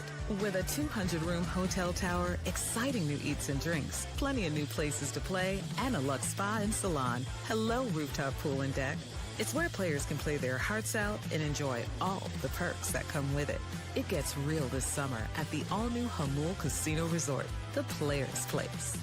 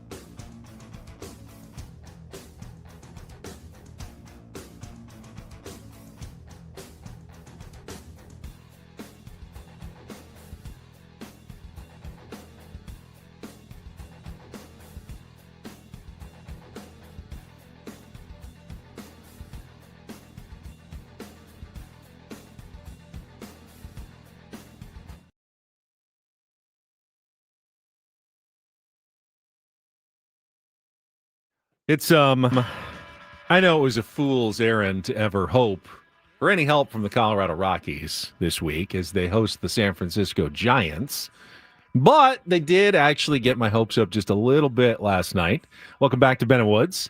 The Rockies led the Giants 5-2 in the top of the ninth inning. Nice. I mean, definitely not over. It's Coors Field. It's the Rockies, but you think, okay, they got a shot at least. It's the Rockies. You get 3 outs before they score 3 runs. You've got a shot, right, at this one? No. Of course, the Giants rallied for 4 runs and a 6-5 win to keep their roll going. They have now won 6 games in a row. And with the Padres win over the Dodgers last night, take a look at the standings here. We're now less than 100 games left in the season. All 3 teams atop the NL West, the Dodgers, the Giants, and the Padres, all have 28 losses. So they're tied in the loss column. Dodgers have played 2 extra games, so they have 40 wins. Giants have played 1 extra game. They have 39 wins. Padres have 38 wins. But essentially, pretty equal. But it goes beyond that. All 3 teams on the road, 17-17. Exactly. 500. The Dodgers, the Giants, and Padres, 17 wins, 17 losses. And at home, all 3 teams with 11 losses. Of course, the Giants have 1 extra win at home. Dodgers have 2 extra wins at home. There has been literally nothing separating these 3 teams other than the fact that the Giants and the Dodgers have played a couple of extra games than the Padres at this point in the season. It's wild. That's a race right there. That's about as good as it gets. I mean, honestly, Benny, that's as good as it gets. Yeah, looking at this, they're mirror images, minus the payroll, of course. But yeah, you look, the run differential, obviously for the Dodgers, who hit a ton of home runs, score a lot of runs, plus 65. Giants are plus 46. Padres are plus 27, helped out by last night's 11-1 victory. But we take those around here. We take them any way we can get them, whether it's 1, 2, 11. But yeah, last night was a total laugher. And I think, credit needs to be doled out today. We've already doled out a lot of credit to Dylan Cease. I thought he was phenomenal. How about Martin Maldonado hitting an absolute tank last night, Benjamin, off of Matt Sauer? That was nice to see. He now attacked that first pitch he saw there in the bottom of the 6th inning. Has as many home runs as, guess who? Xander Bogaerts. Bogarts. Luis Arraez. Xander Bogaerts. Does Arraez have 3 as well? I think he also has 3. Not the most powerful lineup of all time. No, even as the offense has started to heat up, it's really only been Manny hitting home runs. Martin gets the 1. Gavin Sheets had one, I think, on May 31st. I don't think May 28th, I believe. May 28th. I don't they haven't had one besides Manny. Other than Manny, month. this was the first one in June that wasn't by Manny Machado. It's crazy, right? They need more home runs. With Fernando Tatis Jr. on your roster, with $28 million a year Xander Bogaerts on your roster. Jackson Merrill.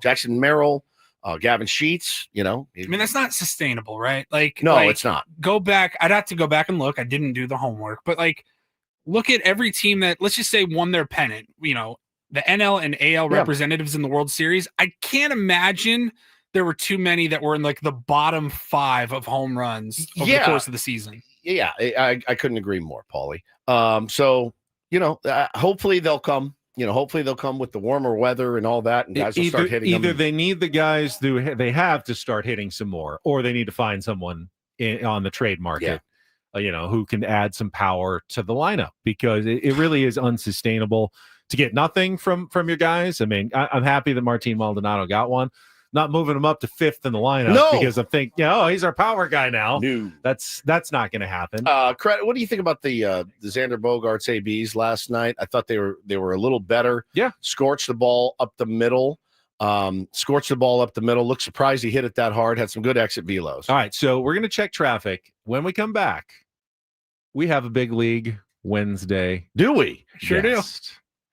Looking forward to this. Don't know what to expect, but that is coming up next here with Ben and Woods on 97.3 The Fan. From the 855 Get Ross Traffic Center, protecting San Diego after accidents or injury, here's Kelly Danick. Traffic is sponsored by Law Tigers. Couple problems to mention here. Northbound 15 near the 8. Reports of a collision moving into the center divide. And in East County, got a collision on eastbound 8 before Lake Jennings Park. That's over to the right shoulder. Join Alzheimer's San Diego this June for their 9th annual motorcycle ride and after party to support families in San Diego affected by dementia. More information at alzsd.org/rides. I'm Kelly Danick with Ben and Woods, San Diego's #1 sports station, 97.3 The Fan. So if you're joining us earlier, we usually, Paulie sets up great Big League Wednesday guests for us, current and former Major League players, but everything just fell through today. It just happens sometimes. That's the life of a producer. So we said, hey, I'm sure there must be a big leaguer or two out in our tier 1 audience. Call us. You can be our Big League Wednesday guest. We love to hear the stories of getting to the big league. So joining us right now, and I'm going to admit I had to look him up. As did I. Did have a big league career, just a little more than a cup of coffee. We were joined by former Major League pitcher for the Chicago White Sox, Tom Forom. Yes, is with us here on 97.3 The Fan. This is wild. Tom, welcome to Ben and Woods. Thanks for having me, guys. It's our pleasure, man. This is so rad. We just threw it out there, and you're from San Diego, right? I am. I'm born and raised in East County, went to Granite Hills High School, got drafted out of Grossmont College by the Chicago White Sox in 1993 in the 11th round. That was my senior year of high school, and you made it to the big leagues. Looks like August 19th of 1997, left-handed pitcher. Tell us what you remember about that day. Well, I was in AAA the day before and got called into the office, and my manager said, congratulations, you're going up to start the first game of the doubleheader tomorrow against the Toronto Blue Jays. And from that point, it was a blur. Just a blackout, like complete blackout. Complete blackout. All right. But went up and started the first game of the doubleheader against the Toronto Blue Jays, and my manager at the time, Terry Bevington, said, you could throw a perfect game, but in between games, we're going to send you back down to the minor league because we have to activate Jason Bray off the 60-day disabled list to start game 2. Oh, so you knew it was a short visit. Short stint. But, you always have the whole, hey, you get the first taste. Maybe you come back. And you did. You did get to come back. They did. And they dangled the carrot out there that said, we'll see you back in 10 days when they expanded the roster in early September. And I did. I joined the team back in St. Louis, and that was back in the height of the Mark McGwire and Sammy Sosa era when home runs are flying out of the park. And then finished out that season in the big leagues, made the team out of spring training in '98, and spent a decent chunk of the season in '98 in the major leagues. And then after that was optioned back down and never returned to the big leagues. Had Tommy John a couple years later, came back with Pittsburgh Pirates organization, was in AA and AAA. And then at the age of 30, I thought maybe I can continue to play. But at that point, I was my daughter was starting kindergarten. So I had to make a tough choice and decided at that point I didn't think I realistically could get back to the big leagues and stay in the big leagues, but at that point, I decided to go ahead and call it a career. But it was I enjoyed 10 years, and it was 9 in the wrong leagues and parts of 2 in the right league. So we're joined right now by MLB legend Tom Forom on our Big League Wednesday guest. He's a legend for calling in I'm today. looking at your So, Tom, I'm looking at your baseball reference page. 1998. You're a pitcher in the American League, and one at bat. What's the story there? Oh my gosh! Well, I think 6 years off from when I played at Granite Hills, and I thought I could hit decent, and we faced guys that are throwing 85. Yeah. And then I get this start in Pittsburgh, and I do terrible, but we hit around in the first inning, and I get a bat in the 9-hole, and I remember taking a look at the first pitch going, I haven't seen a good fastball since I played at Granite Hills in 1992. And this is 6 years later. And the first pitch, when it came in, I was like, what the heck is that? There was so much movement on it. And I looked up at the scoreboard, and it reads 96. Oh my God. I'm dumbfounded. I'm like, I have no shot. No chance. And luckily on 0-2, I actually fouled one off. So it felt like a little bit of moral victory. It almost killed the guy in the on-deck circle. I was so late on. If he would have thrown me anything besides the fastball, I would have spun myself into the ground. But I struck out. But I did have that one glorious at bat, and it was pretty ugly. God, you took an AB in the show, you pitched in the show, and your reasons for walking away, obviously it makes perfect sense. I got 2 little boys. There's some days I'd rather be on a bus driving through Indiana than be around them when they're fighting, Tom. But I being able to be home with your family. So what are you doing now, man? So I had to make the decision, and it was a tough decision. Like I said, at that point, I got drafted as 1 year out of Grossmont College, so I didn't have a college degree. And so at the age of 30, I decided I'm going to go back to school. And quick story, when in 2001, I had Tommy John, and I was a minor league free agent with the Milwaukee Brewers. And so I was able to rehab here with the San Diego Padres therapist the whole 2002 season. And the legendary coach over at El Cap, Steve Vick, reached out to me and asked me, since you're home, would you be interested in being our pitching coach? And so I got to work with the students. And at that point, I was like, you know what? When I'm done, I'd like to get back to either coaching or working with students. And so I went back, got my bachelor's, and I got my counseling credential. And I've been at Grossmont High School for the last 21 years now. Started off, I was in the counseling. I was one of our counselors.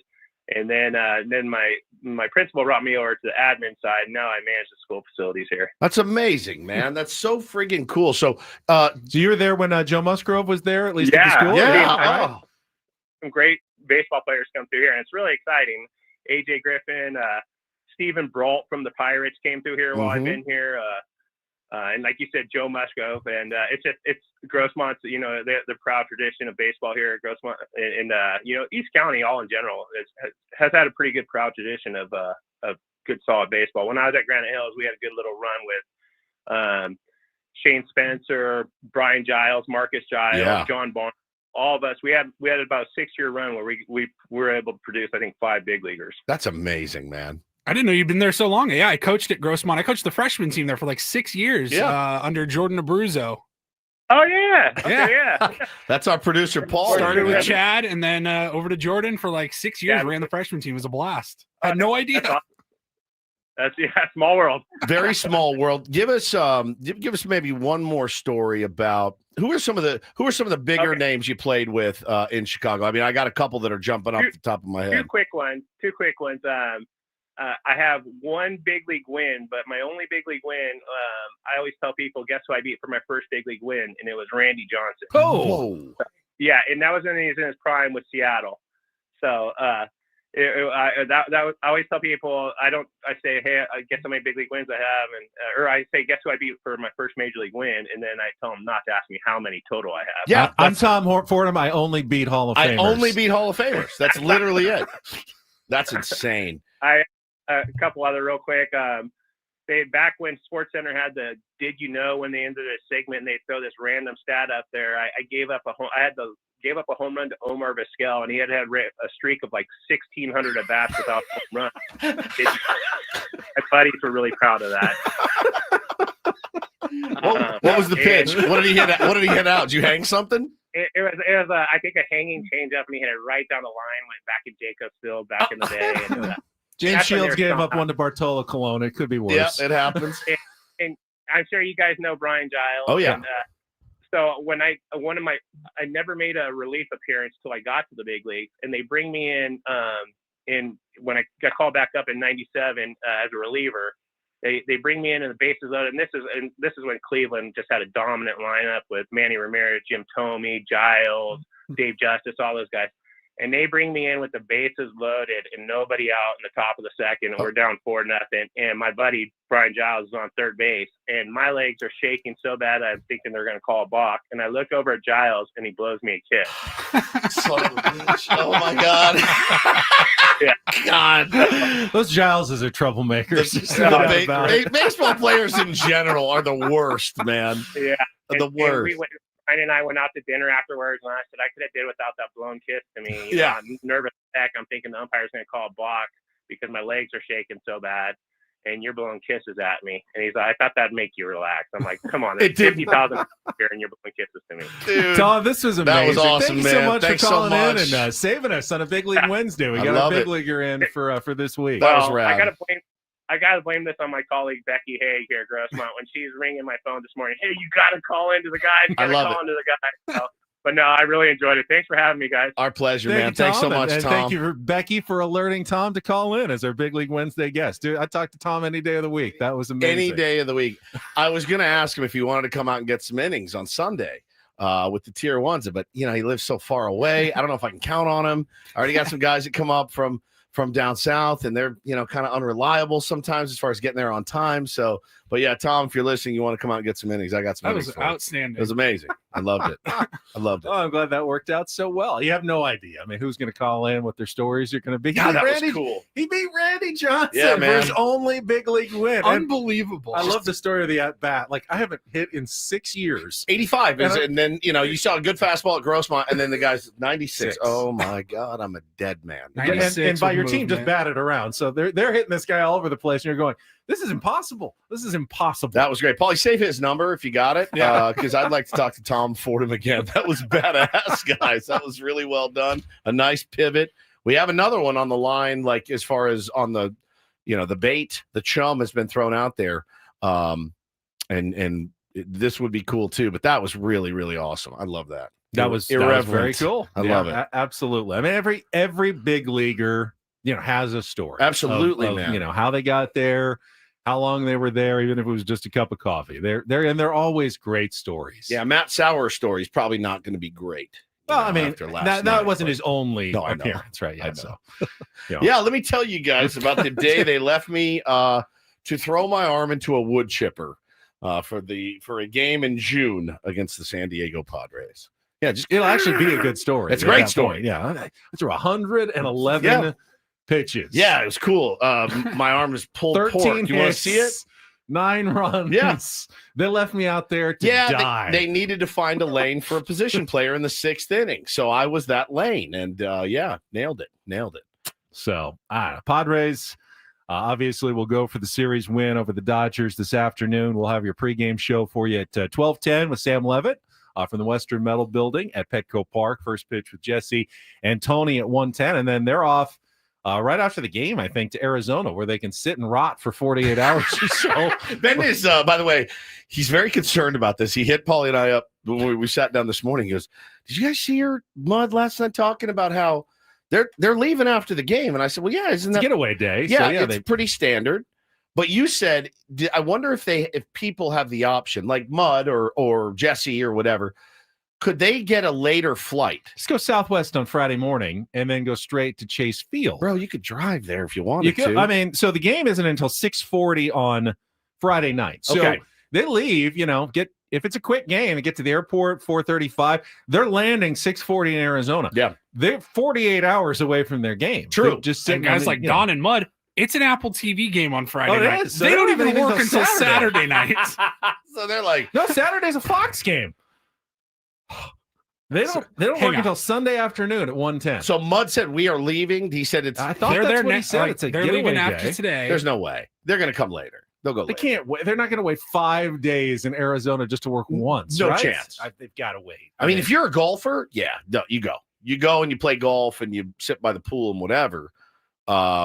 Not, if you're Don and Mudd, though, you're like, I'm staying home. I'll just fly out. I'll leave on Saturday afternoon. Right. Make you happy. Yeah. Saturday morning if you want. I'll come on out Saturday morning and then I'll see you guys on Sunday. The Padres really should give them the. I know. Hey, They we might. got room on a plane. It's already paid for, but you save like 3 hotel nights. It's certainly worth an airline ticket from San Diego to Arizona. Just show up Saturday afternoon, and then you're there for the game on Sunday. And then the Padres continued their road trip on Monday back to Los Angeles. Yeah. Okay. So yeah, that's what they got coming up this weekend in Arizona. We've got 2 hours left. We've got tons of tickets to give away because I didn't do any of it in the first half. I am so negligent. I'm so sorry, Paulie. God. We'll do that next. Coming up with Ben Woods on the Fan.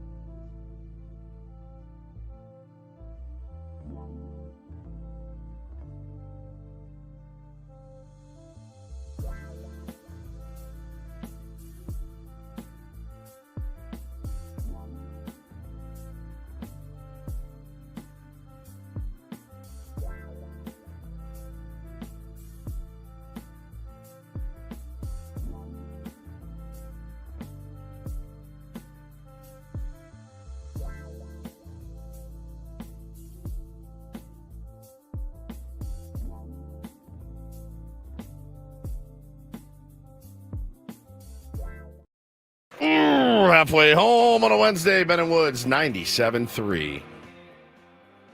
The Fan. Great to be here with you on a Victory Wednesday. Nice dub last night for the boys. Nice to have a nice chill evening. No screaming at the TV or anything like that. It was great. And let's try to do it again. Seeing Dave Roberts getting a little cute already this morning.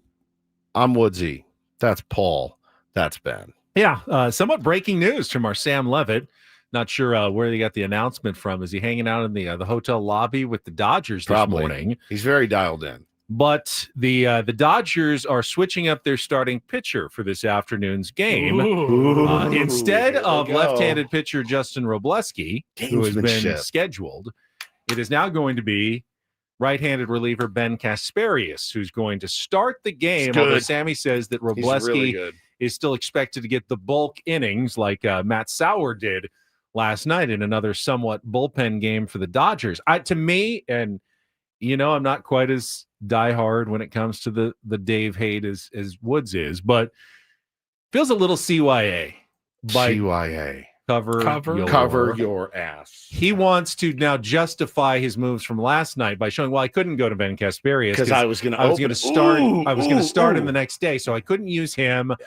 Couldn't use Kopech. You even acknowledged you wouldn't have put Kopech. I'm not throwing Kopech so I really in. Didn't have any other options other than to go. See, good call. I didn't have any options other than Kike Hernandez because Ben Kasparius was always going to start that game. I just didn't tell anybody until this morning.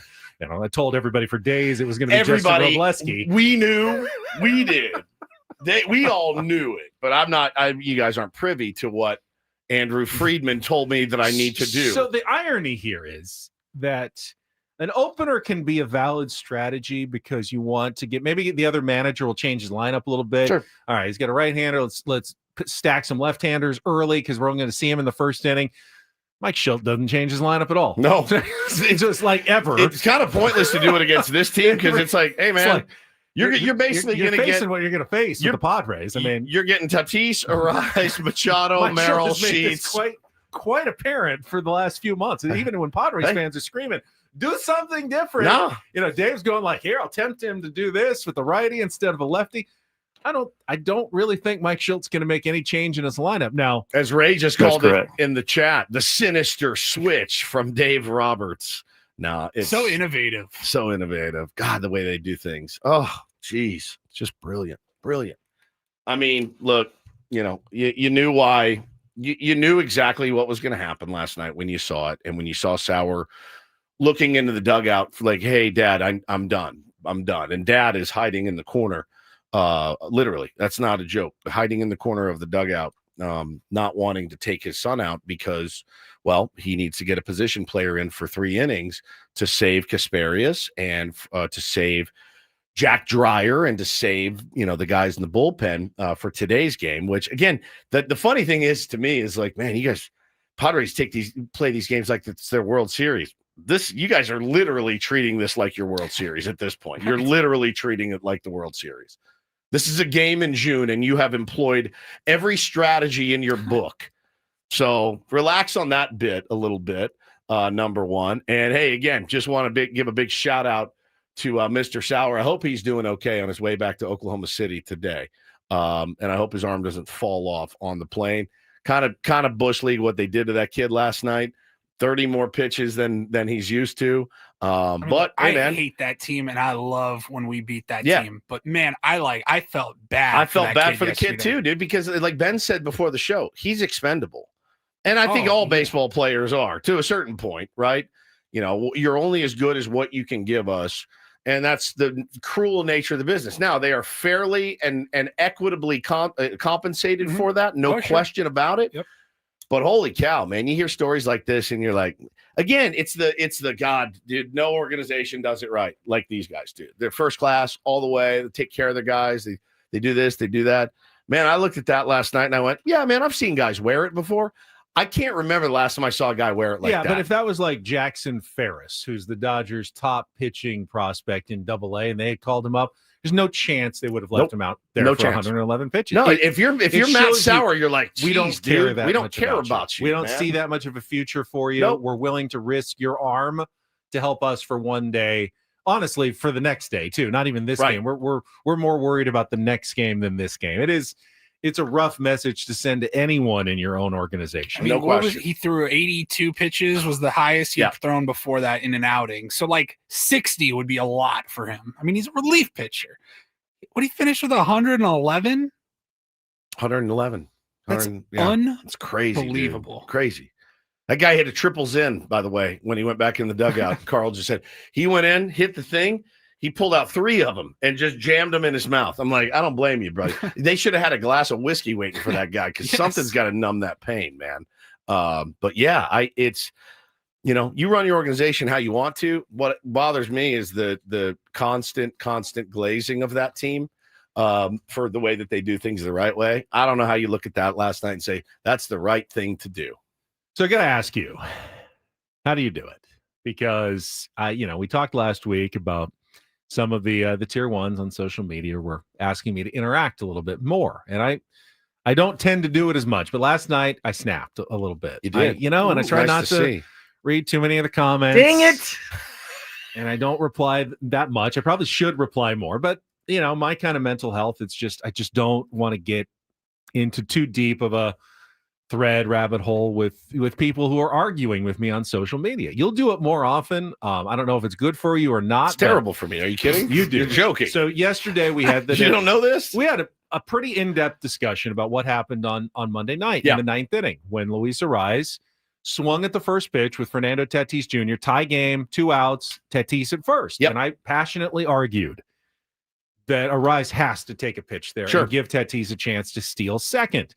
Now, I totally understand. We had one of our tier ones who was a baseball player texted you and said, hey, you're a lefty. You don't always see that guy's going. You see a good pitch to hit. And I understand that. I'm not saying that, it's a criminal offense, but I just think strategically it was a mistake by Luis Arraez to swing at that pitch. So, of course, the situation comes up in the 3rd inning with Tatis on first base. He kind of starts and stops, stealing second. Arraez swings, hits a double down the line, and Tatis does his thing. He sprints all the way around the bases, slides in at home. Would have been great to see that on Monday night, of course, would have won the game. In this case, it gave the Padres a 1-0 lead on their way. Yeah. I immediately get in my messages a tweet from Kevin who says, ha! Arraez just gave Ben Higgins the biggest slap in the face for his, quote, analysis and criticism for the exact same scenario last night. Stick to books, nerd. Stick to books, nerd. God, 99 You're a nerd too. 99 times out of 100, I just let it go, but I just couldn't last night. He's lost. You killed this guy. I snapped, and you quote tweeted. I quote tweeted so everyone would see it, and I did that on purpose. I said, thinking that one play in a baseball season proves something right or wrong is so incredibly dumb. I stand by my analysis. Very happy for Arraez to get the double. Woo! Here he comes, ladies and gentlemen. I am right, though. I'm still right. Here's our problem. Of course, Luis Arraez could have doubled on that pitch, won the game, and we would have been thrilled. Yeah. I don't think it changes the analysis of what the right play was, what gave the Padres the best chance to win. Stick to books, nerd, is fantastic. By the way, who reads more books, me or you? Me, by a long stretch. It's not even close. I'm reading like 4 books right now. You're a nerd too. Oh, it's so good. Stick to books, nerd. Eric nails it. You nailed it. Totally different situation, obviously, last night and the night before. As baseball, every play in baseball is like a snowflake, right? They're all different. Like, no 2 plays are the same in the same situation. So Larry says, Ben, you got cooked. I don't think he did. Ben really makes a good point. It's like Martin Maldonado hitting a homer last night. If there's a Martin Maldonado fan out there, he shouldn't be beating his chest. See, he is good. Like the underlying numbers and the actual numbers prove he's kind of not. Thank you to our boss, Adam, who said this would be like Ben ranting against hitting on a 20. And you get an ace. One time. I see. I told you, dummy. I told you should hit on 20. No, you don't hit on 20. It doesn't matter that he gets it right. Now, last night, I was happy for Arraez to swing. You're trying to Move the line. You're trying to put together innings. You're trying to rally. It's the third On inning or Monday, whatever. you were looking for one run. What is your best chance to score one run? And I thought it was clearly to give Tatis a chance to steal second and single him home. I mean, I don't think it was even close on Monday night. Last night, I was not waiting.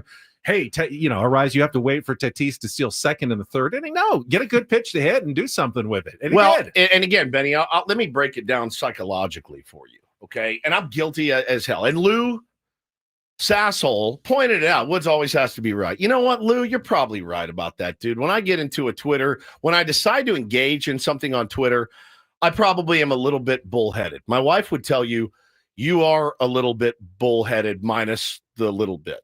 Okay, no problem. I can admit that. You are absolutely the same. If you're going to engage, you want to be right. I wish that I would employ the Keanu Reeves meme. I don't know if he really said it. I'm to the point in my life where if somebody says 2 + 2 = 5, I just go, yeah, you're right, and move the F on with my life. If we all employed that strategy, I think our lives would be infinitely better. I can only speak for myself. I know my life would be better if I said, no, you're right. We do need to fire Fernando Tatis Jr. into the sun. Absolutely. You get him off the team. You're right. You're right. But in our job, to what we do for a living, you want to back up your opinions, your takes, whatever, with, not only your feelings, but a little bit of fact and a little bit of nuance. And nuance is lost on Twitter. We all have to remember that. It's gone. It's gone. It doesn't exist anymore, and it's getting worse by the day. I don't know why I stay on that hellscape, but I do. At this point in our careers, we don't really need it, but I like to be semi-available at times. You're more available than I am, and I give you credit for it. But holy smokes, yeah, dude! It can. Yesterday, it got to me too. I lost it a little bit. I felt bad about it. But, well, he also said he followed up as well. I was just trying to get under your skin, and mission accomplished. It's usually pretty tough to do. It is. Congratulations, then. If that was your mission, you succeeded. Adam was a genius, though, with that. I hit on 20 and got an ace. One time I got 21. This works. This is a strategy that works. Prove it. Yeah. Prove it. All right, we need a contestant for Take on Woods. We're going to play our musical trivia challenge when we come back. Tier 1 v. Woods for a chance to qualify for Vegas and a spa getaway. 833-288-0973. Call in now. 833-288-0973. That is coming up next, and we're going to start, I promise, giving away some of those tickets as well in our next segment with Ben and Woods. Don't go away. It's San Diego's #1 sports station, 97.3 The Fan. And I will point out, Kevin, I've done pretty well on Prize Picks. I do know something. Put a lot of baseball lineups together. I must know a little bit about the sport to talk about it. I have done now for the last 20 plus years here in San Diego. Prize Picks is a way I've been able to kind of translate my sports knowledge and sports watching into winning real cash. It's daily fantasy for everyone. Just sign up, go download their app, prizepicks.com, use our code KWFN, and when you sign up, you're going to get $50 instantly when you play your first $5 lineup. Let me say that again. $50 instantly when you play your first $5 lineup by using the code KWFN. So how do you play? You simply set lineups with 2 to 6 players and pick stats, more or less, on the projection that you've got right there. And tonight, it is Game 3 of the Basketball Championship Series. Take a look at the absolute free square, 1 point more or less. It's right there. Who was it again?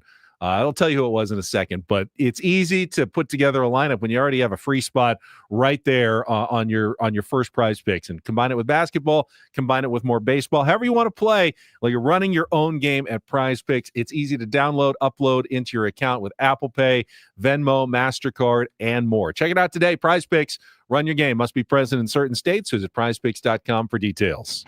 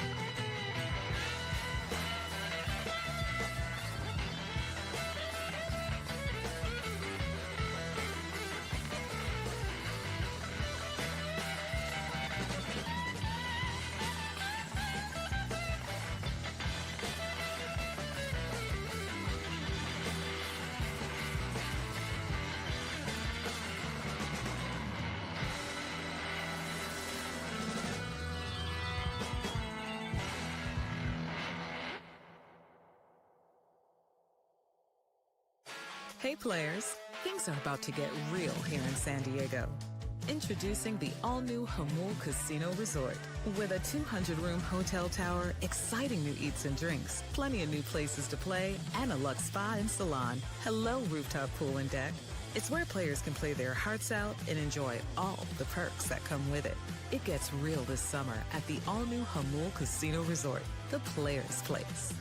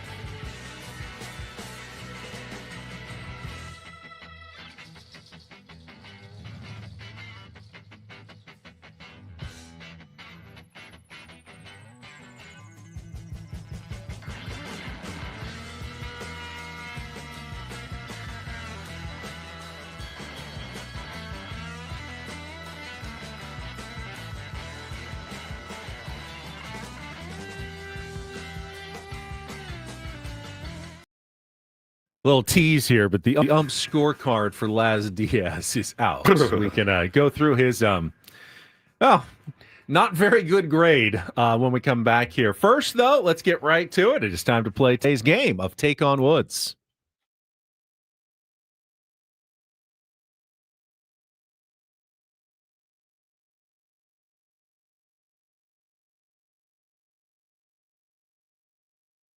Take on Woods is brought to you by Bay Alarm. It is alarm security and fire for every business. We got you. And today we've got, let's go with Jason here has called in on line 5. Good morning, Jason. How are you? I'm doing fine, thank you. Good morning. Good morning. All right, hoping you're having a good Wednesday. Let's see if we can make it a little bit better. If you can beat or tie Woods here in our musical trivia challenge, we will put you into the grand prize drawing for our 2-night stay at Resorts World Las Vegas. 2 spa passes at the luxurious Awana Spa. It is one of the largest co-ed spa facilities in Vegas, and food and beverage credits at any of their 5 pools. You can book your trip this summer at rwlasvegas.com. All right, here are your categories to choose from, Jason. We have Cross to Bear, 5 song titles and artists that include the word cross. We have Never Say Never, all 2-second songs featuring the word never. And we have brand new today, a Big English D. Yep, Tier 1 Doug submitted the category. Those are English bands and artists that begin with the letter D. So, Across to Bear, Never Say Never, or a Big English D. Jason, what's it going to be? You know what? Drop that D on me. Oh, let's do it. All right. And I got to thank our buddy Doug for submitting this category after we talked about it so much. We're talking about, of course, the logo for the Detroit Tigers, the Big English D that I like so much. We have 5 English bands that all begin with the letter D. I think this is a pretty gettable category here today, Jason. You'll have 60 seconds to answer as many as you can. If you don't know one, say pass. We'll come back to it if there's time left on the clock. First question. 1 second, Benny. First question is the 2-second song that Paulie is queuing up. You'll get a little bit of music. You need to identify both that song title and the artist, the English band that begins with the letter D. In order to score that point, you go first. Woods comes in without the category. We compare scores at the end. If you beat or tie him, you're in the drawing for Las Vegas. Jason, you got our rules. You're pretty good to go? Let's do it. All right, Paul, you good now? I'm good. All right. I had to log back into I Apple know. Music. New computer. and I everything know. else. I know what it means. All right, let's go. 60 seconds on the clock. The category again, a big English D. Jason, your time begins when Paul plays the music. Good luck. Let's take on Woods.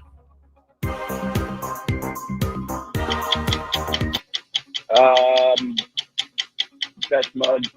The silent.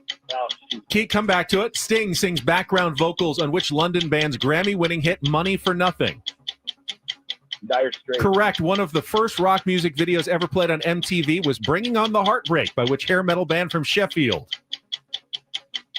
Oh God, bring it on. Pass. Formed in Birmingham in 1978, which band's self-titled debut album included the singles "Careless Memories" and "Girls on Film"? Duran. Correct. Which band's biggest hit is the mid-'80s new wave classic "You Spin Me Round Like a Record"?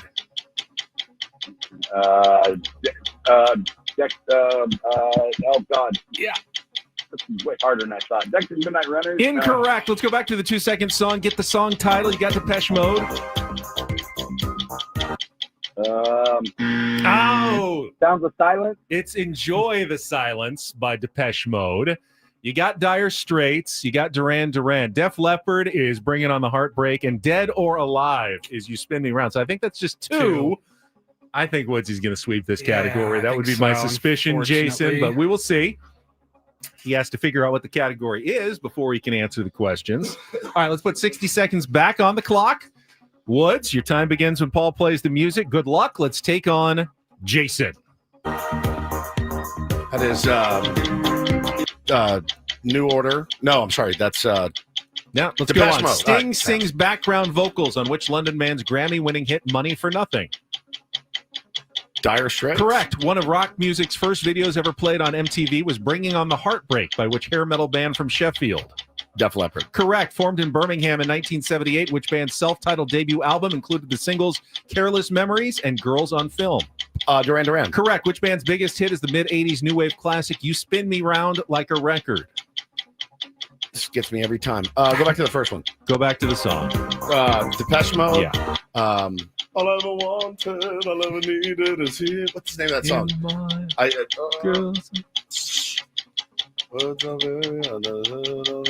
What's the name of the song? I'm going to lose my mind. I don't know. I'm out. Fortunately, you've already won 3-2. Okay, good. But enjoy the silence. Enjoy the silence, my God. Is the name. You thought it was "All I Ever Wanted." John Flynn, who's sitting in the studio with us, also thought it was "All I Ever Wanted." No, I know it's "Enjoy the Silence." I just couldn't place it. And now, then what was the last Dead one? or Dead or Alive. Alive. It gets me every time. That category was submitted by our friend Tier 1 Doug. Okay, good job, Doug. It was a big English D. Those were all English rock bands that begin with the letter D.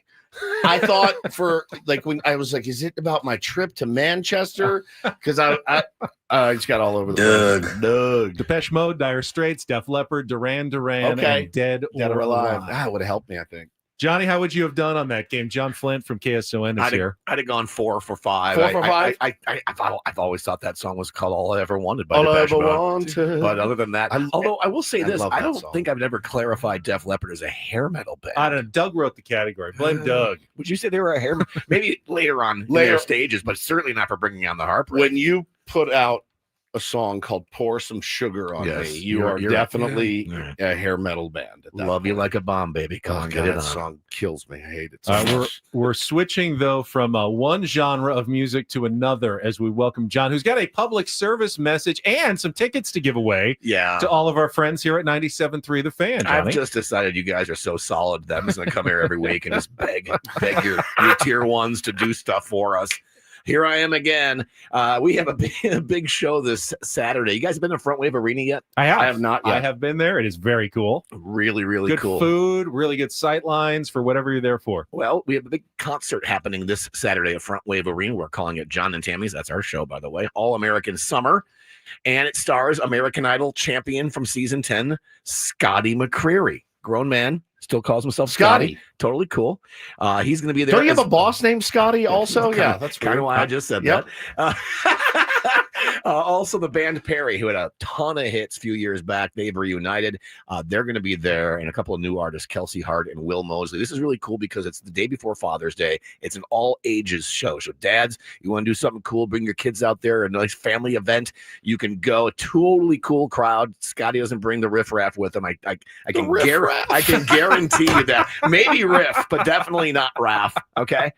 You can get your tickets right now at KSON.com. Scotty McCreary, the band Perry, and more this Saturday for KSON's All-American Summer. And you guys are really, really cool for letting me come on here and pimp our show. And you even brought a couple of tickets to give away. So let's give them away right now. We get the lines open again. Fifth caller at 833-288-0973. 833-288-0973. Going to win a pair of tickets to see Scotty McCreary at Front Wave Arena. It is the Red, White, and U, KSON's All-American Summer. Call now, 833-288-0973. KSON.com or AXS.com as well. Thanks, John. Remember, there'll be no riffraff. None at all in Oceanside. It's a nice place. I've been up there at Front Wave Arena. Great place. It's going to win this afternoon, huh? No, all series victory. Did you go last night? No, I went Monday night. As you can still tell. Yeah. I was bothered by the position play, by the Kiki. It was bothersome. Bullpen session. It was bothersome. 3 innings of that crap. Too much. That's too much. I got some more quotes from one Dave Roberts about that as well. What he told the LA Times. We'll get to that and the Laz Diaz umpire scorecard. He is truly replaced. Now the Angel Hernandez is gone. I think Laz is now the worst umpire in baseball. I got to see he's got to wear it. I got to see they send out grades, like rankings of where they stand on the season. He's got to be near the bottom. It's bad. We'll get to that coming up with Ben and Woods on San Diego's #1 sports station, 97.3 The Fan. First, though, sipping here from my Better Buzz coffee mug. It's my new spot. They are Better Buzz locations all throughout San Diego. And right now at Better Buzz Coffee in San Diego, you can check out their summer limited time menu. Meet your summer flings. I've got some amazing new items, including the coconut best drink ever, coconut matcha.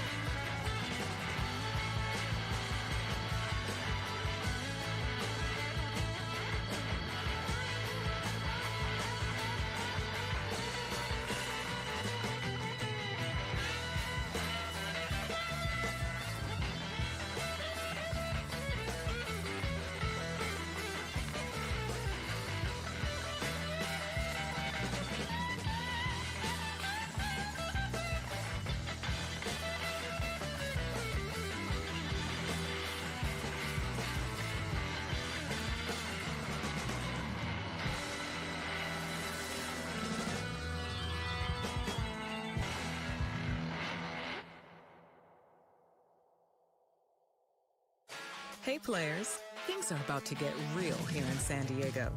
Introducing the all-new Hamul Casino Resort. With a 200-room hotel tower, exciting new eats and drinks, plenty of new places to play, and a luxe spa and salon. Hello, rooftop pool and deck. It's where players can play their hearts out and enjoy all the perks that come with it. It gets real this summer at the all-new Hamul Casino Resort, the players' place.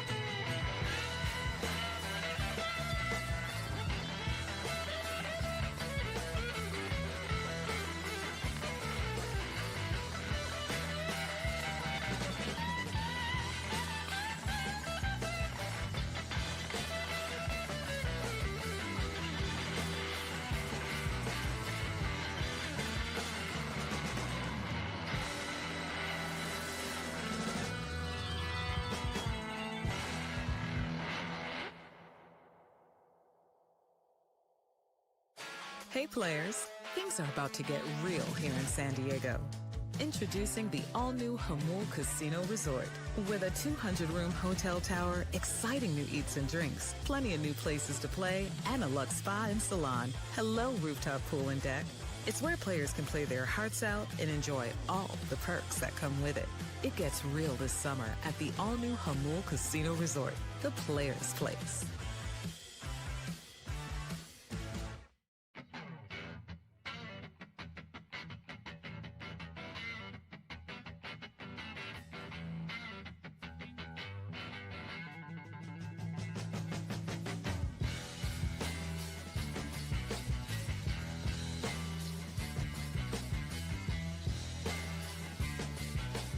Tours, Woods. Welcome back. So much. Just talking about our trip to Philadelphia. It's now 2.5 weeks away. It's hard getting close. I can't believe it. And we were talking about, gonna do some walking. We know we're gonna do some eating on this trip. I'm so scared of it. Cheesesteaks and Which is more. why we need to do some walking. Which is why we need to do some walking. So I said, yeah, let's do one of those, walking tours around Philadelphia. Woods is like, I don't want to do the ones where you get on like the bus and then someone walks around with the microphone and the speaker and takes you around the whole city. Bro, the guided tour thing of like, I see it when I go to LA, you see the Hollywood tours, people on the bus. I'm like, mm-mm. My wife wanted to do They're it. quite enjoyable. I went on the Bay cruise in San Diego. Even though I knew all about the town, I still learned a lot about San Diego. It's like, I'm pointing out this and that. It's fascinating. Just go explore. That's what I like to do. We had a tour in Seattle growing up that I never went on because I'm like, I live here. I don't need to see the Space Needle up close. I can do that anytime I want. But it was I don't know, like a buddy's high school graduation type thing. His parents were like, hey, why don't you guys all, it was Ride the Duck. They had these duck boats that would drive around and tour and like, oh, there's, Jimi Hendrix where this happened and blah, blah, blah.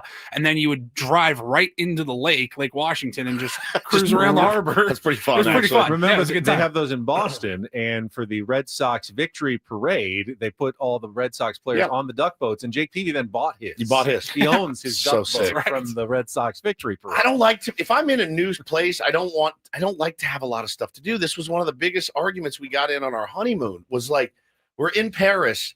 Well, I said, we got to be here and we're going to get pictures taken. I go, please, this is vacation.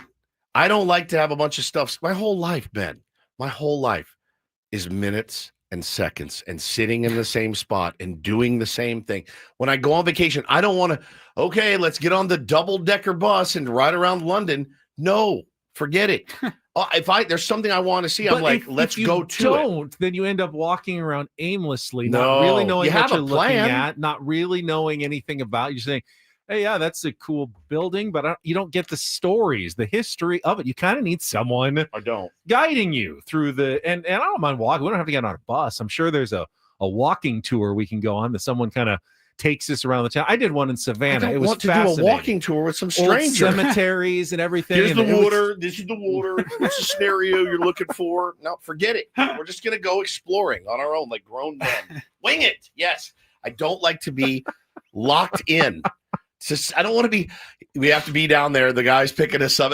I'll stay at the hotel. 2:15 on the corner of whatever street. Yo, call me when you get your phone. Hey, buddy, I lost my phone.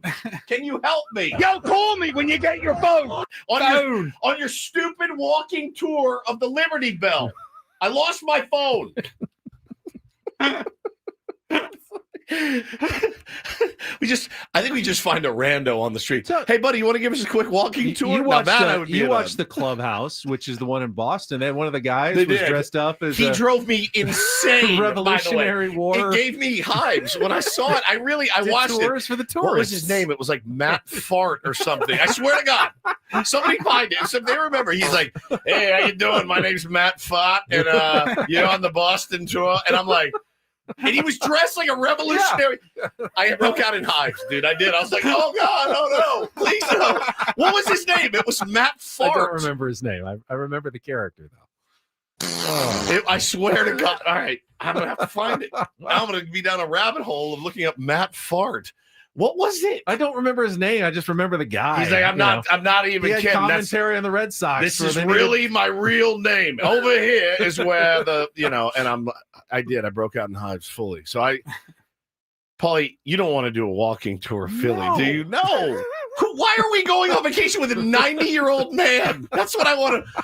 Next year's trip, Branson. The three of us take on Branson, Missouri. That would be fantastic. Paulie, what do we get ourselves into? I wouldn't mind checking out. You know what? You know the top two amusement parks in America are? One is, of course, Disneyland. Oh, Disneyland. The other, in terms of popularity or like fan satisfaction, the other, Dollywood. I can see it. I would go to Dollywood. Junior said Branson is great. You guys don't even know. I know. Let's go to Branson. As a bit, I think it would be really fun and funny. Yeah, we're gonna go see the Rocky statue. Obviously, will we even know what we're looking at if we don't have a tour to tell us about? Yes, we'll Google it on our phone. We'll find out how to get there. Is that the Liberty Bell, or is it just a regular bell? No, somebody just said it's very underwhelming. Well, I mean, maybe we need somebody to tell us about it. It's tiny, actually. So please, somebody go look at what that guy's name was. It's gonna drive me crazy. Was he gonna go back and watch the entire Clubhouse? I'm gonna have to. I think again? I remember which. I think it's the very first one. Is it not? Yeah, I think, first episode. Yeah. Hello, I'm Matt Fott. I don't remember. My favorite character, like minor character in that show, was there was like one scene where they were walking around Fenway Park outside of the gates before on a game day, and they had this guy who was selling merch. He had his own merch stand, and he's like, he was just like hawking it to the crowd. He's like, Red Sox caps here, Red Sox sweatshirts here. Red Sox jerseys here, like monotone. Yeah. I'm like, I want to buy something from that guy. Yeah, that dude. So yeah, I really don't want to get locked in on stuff. In restaurants, yes. I'm glad I will thank you for that, for having every meal planned out. I'm very excited about that. Don't be afraid to mix in like a salad for us or some fruit or something. Meat and like cheese steaks. We're just gonna come back like ugh. But ribeyes and cheese cheese and pasta and Italian food. God. The whole time. I've been obsessing, by the way, speaking of our trip. I had a whole 15-minute conversation with my wife about it. We had a strategic plan. As we fly out there together, we do have the same row. And my wife goes, who gets what seat? And I go, I haven't stopped thinking about it. And it's driving me crazy.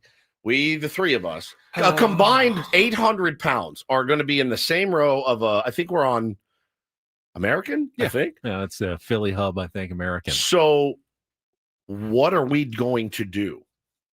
She goes, well, you're the shortest and smallest of them. True. So she goes, you're screwed. I think, and I go, does that mean I have to sit in the middle? She goes, I think the smallest should sit on the window. And I go, but then Ben and Paul are next to each other. I said, don't I have to sit in the middle to break it up? But I don't want to sit in the middle. But I will if I have to. Yeah, I love American sitting on Airlines. the window.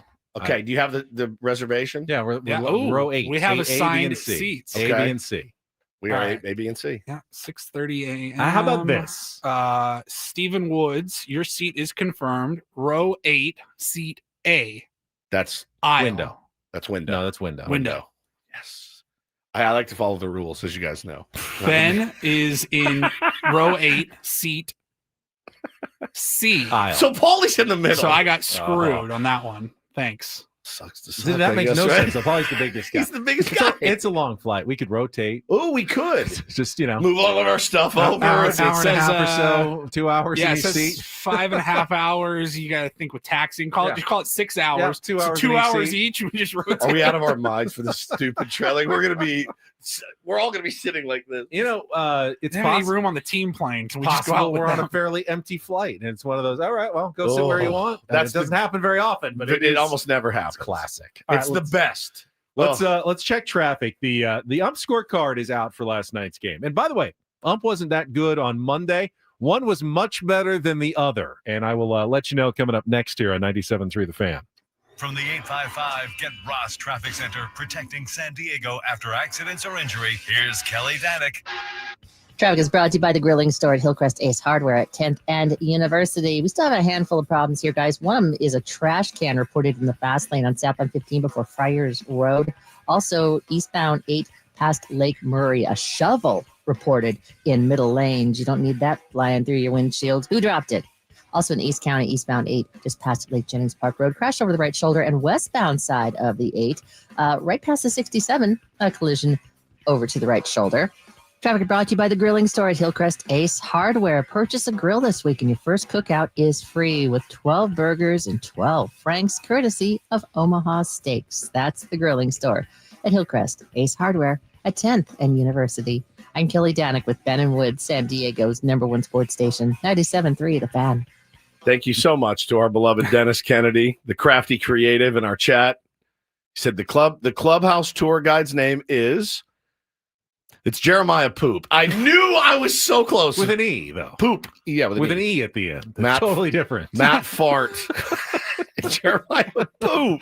That's his cousin. Hello, I'm Jeremiah Poop. Yes, it's my real name. Ha ha ha. It's just the worst. Real quick before we Jeremiah get on to umpire talk here, I had to search through my emails to get our flight information just there. And Woodsy, now you sent over the information last year when we bought it. Yes. And you booked it through Travelocity, as I'm seeing now. I did not get an email from American Airlines directly. Why this don't was you from just Travelocity. upgrade your seat, Woods? Just give them a call right now and for any of the upgrade tier your seat. ones that It's too soon, man. It's too soon. For any of the listeners that did catch episode 1 of Off the Air with Ben and Woods last week, you heard what happened with Woodsy and his Travelocity scam. Do we actually know if we're going to Philly? I hope we're going to Philly. Now I'm a little bit worried. No, I actually did put our confirmation number in the American Airlines app.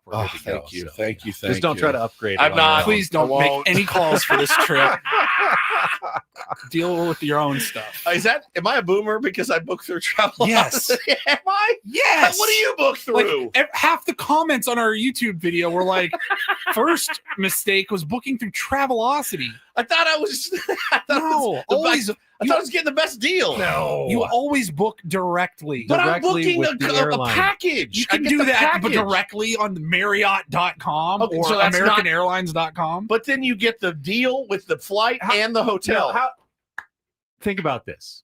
Oh, God. How does Travelocity make their money? Are they going to charge more or less than the person they are buying the tickets from? Because remember, they're just buying the tickets from American that you just bought from them. So if they're going to make any money, inherently, they have to charge you more for it. Right? I don't agree with this. How do they stay in business? Everyone in the chat is like, it's always cheaper to go through the airline, through the hotel, through the rental car agency, whatever. Book directly. That's now you can look up through one. Travelocity like some different options. Then once you find them, you go to the direct airline and just book straight through that. I'll do that all the time. I'll Google hotel dates or something, and then it'll give you a Where? list. In Travelocity? On Google, and it'll give you a list. There's Expedia, Travelocity, or whatever, and then it kind of tells you where the price ranges are. But then I'm like, oh, okay, looks like Hyatt is pretty good rates right now. Then I go to Hyatt.com and book it through them. That's cheaper. Oh, it's rule number 1. And you get more benefits anyway. So, all right. If he doesn't get his umpire scorecard, he's going to lose his mind. No, we're running out of time. We're not. Go ahead. Get the umpire scorecard. So Mondays, I would like to talk more about Travelocity. But Monday's umpire Mike Esterbrook, and we talked a lot about him, was actually much more impactful because it was a close game. And he favored, according to the ump scorecard, he favored the Dodgers by nearly a full run, 0.97 runs in favor of the Dodgers in a game that went extra innings and they won by 1 run. But overall, his accuracy and consistency, 95%, which is pretty good, actually. There's nothing wrong with a 95% game.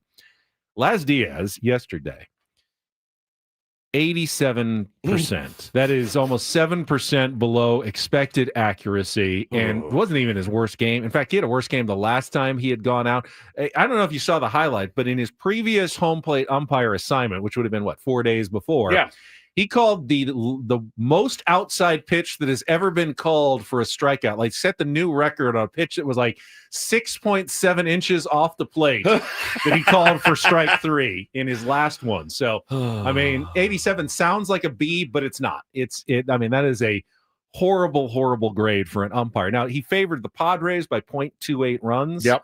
They won by 10, so I don't think Dodger fans can go, well, we would have won if it weren't for Laz Diaz favoring the Padres on those calls. Like I said, Monday's umpire was much more impactful on the game, but yesterday's umpire was much, much worse overall in terms of accuracy. Yeah, he was bad, man. He was really, really, really bad, and he was bad early, and he was bad equally. He was bad really on both sides, and just a very low grade and zero.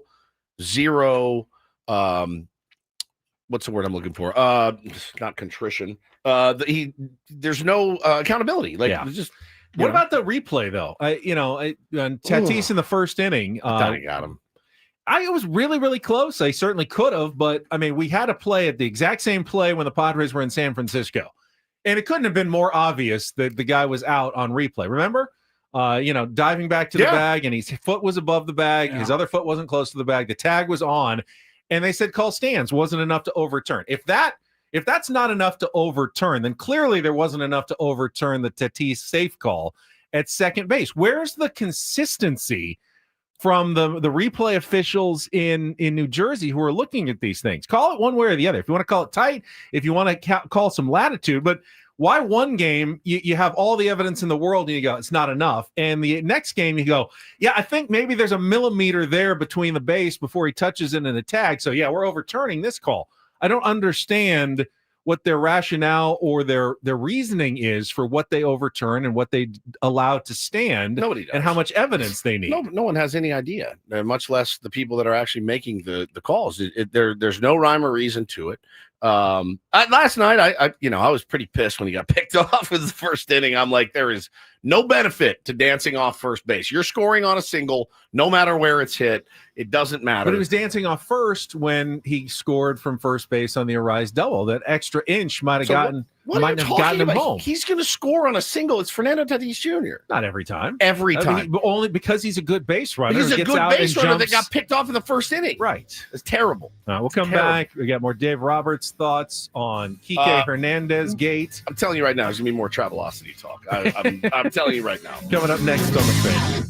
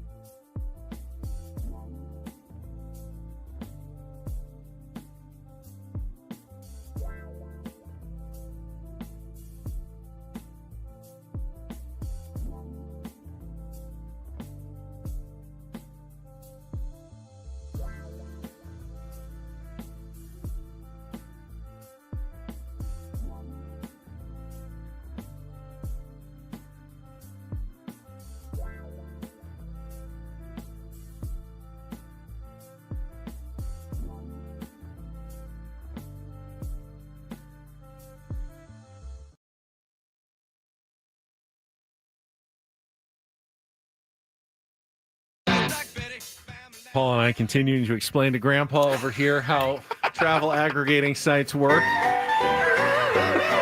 It's the entire break. Easy walking tour. If I bundle Darling, would you show us around Philadelphia, and the hotel please? and the flight together? I'm saving money if I do it through one of the sites. No, Woods. No, you're not. So how do these companies make money? Like off idiots like me? Or like, yeah, exactly. Kind of. I feel like when I go to book a trip with flight and hotel, I like to have a couple of different options, different airlines. I'm not going to call or hello, Frontier. What's your best offer for June 28th to Philadelphia? Hello, Alaska. What do you guys offer? Like, forget it. Forget it. It's all there. And I feel like I'm saving money in the long run. Now, I just Googled the hotel that's nearest to the office, the Hilton Garden Inn, San Diego, Mission Valley. Okay. Priceline, $160. Expedia, $139. Booking.com, $160. Hilton Garden Inn, $142. $142 is more than $139 that I can get on Expedia. But hold on. Okay, now go all the way through Hold the on. process. Now, when you book it all the way through, though, Gotta pay a fee. You're going to find some fees and some service charges. So you're telling me I'm not going to pay a service charge by booking directly with the hotel? That's garbage. You know I'm saying that you will not pay more. You will pay the most. You'll pay the least booking straight through their hotel website. Every website is going to have service fees, but Travelocity will hit you with more. They're not going to book for less than what the hotel is offering. Otherwise, they would lose money every time. I'm sticking with my Travelocity. I'm a fan of Travelocity. Questions moot in the chat says, Jesus, Wood still calls airlines? Yeah, I was making a point. I haven't called an airline in many No one years. has. I remember though, like my grandma calling like to book flights and having to do it all over the phone. I mean, hello, darling. Man, that was a hassle. I still think it's weird when you watch like movies or television shows from say the 90s and you see people like walking their loved ones to the gate or meeting them at the gate. Right. Can't do that anymore. Why it says you lose the ability for the hotel to help in case of That's issues. true too. Yep. Then you have to go through 2 layers of I have an issue with my reservation. You get to the hotel and he goes, well, we didn't book it. We don't have it. You have to talk to your booker of whatever site you Then I have use to call book it. Travelocity. Yeah. Google their number. What kind of issues? If you have to change the dates or Wrong something. class of room, and there's all kinds of issues that happen when you travel that you have to be prepared for. Flight got delayed. Yeah, whatever. I mean, but they'll be like, oh, you have to handle that through the booking website. Okay. Somebody just said in the chat, the O-Siders said, Chris Ello yesterday said Wood's opinion didn't matter because he plays adult league baseball and alluded to Tony's thoughts because he was an ex-major leaguer. He didn't hear the segment, so people take things out of context. I'm not offended. That sounds like Ello's taking serious shots. Yeah, but I don't think but Ello played adult league hockey forever. I mean, he's not against adult sports, I don't think. But it's not, I mean, I've never said I play adult league baseball, so I know. Right. I know my opinion matters more. That's why anytime we're at the round table, I think the round table should be Ben and Tony Gwynn Jr. Yes. That's the round table. Legitimately. Ben asking the questions and the only big leaguer on staff, Tony Gwynn Jr., answering said questions. I think you have some really valid baseball. I think you're a very savvy baseball observer. I try to be. And a lot of Padres fans, we have a really knowledgeable fan base that are really good. There's some fans I clearly know more about the game than so we do. Impressive, dude. But I do think that after covering this team and this sport for a quarter of a century, and you've been a baseball, diehard, and then really the last 10 years, and we are privileged in that we also get to talk to a number of people who really know the game And pick their brain. Like a Skip Schumacher, or legends of the game, Randy Jones, whoever. We get to pick their brain and add their knowledge to our own. We are in an advantageous position that I think allows us to have a little better insight than just your average fan. I would hope that's why you tune into programs like this. That's why we're here. At least for one reason.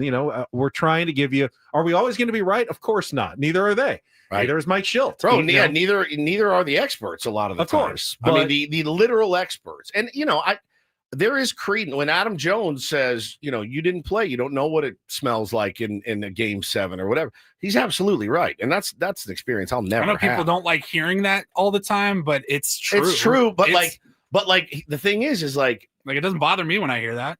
Cole says, I knew this was going to come. I didn't hear it. Maybe he was taking shots. I have no idea. But I know what I know what it feels like to stand in a batter's box. I did it on Sunday. It's a batter's box, and the guy's throwing the ball. It's not underhand. I know what it's like to see a guy get smoked in the face with a 90-mile-an-hour fastball. I saw it on Sunday.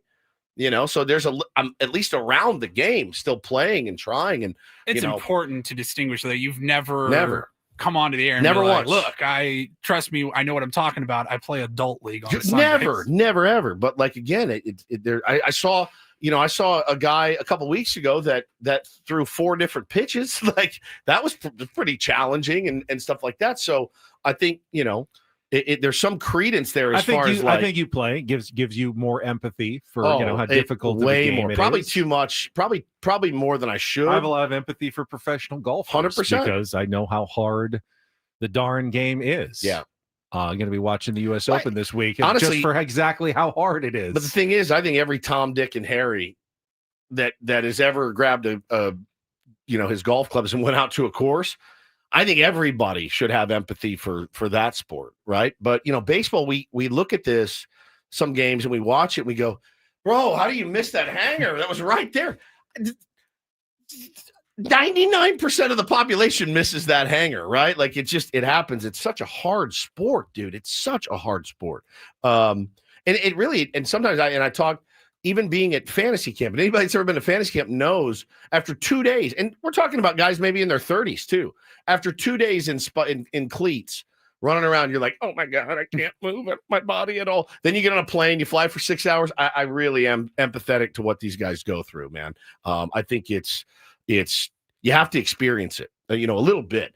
You know how hard it is, Ben? How hard would it be if I went down to the parking lot, took my tee out of the bag and put a ball on my tee, gave you a bat and said, hit this ball hard? How hard that would be for you? Not having done it in as long as I haven't done it, yeah, massively. I mean, I have decent hand-eye coordination through golf, but not just one try in baseball. No, it's would not be able to do that. Very, very, very difficult. Very difficult. So we need to go pull that segment. Are we going to have an on-air war here? Maybe. All right. Been a while. It's been a while since I've gone after anybody on our own station. Happy 6-year anniversary to Vending Woods. Yeah, Adam, you wanted it. You got it, buddy. So, speaking of empathy, I mean, how much do you have for it? Here's the quote from Dave Roberts after the game last night. This is from the LA Times write-up about using Kike Hernandez in the 6th inning. It's about, do you want to chase? And is it worth it versus trying to win tomorrow?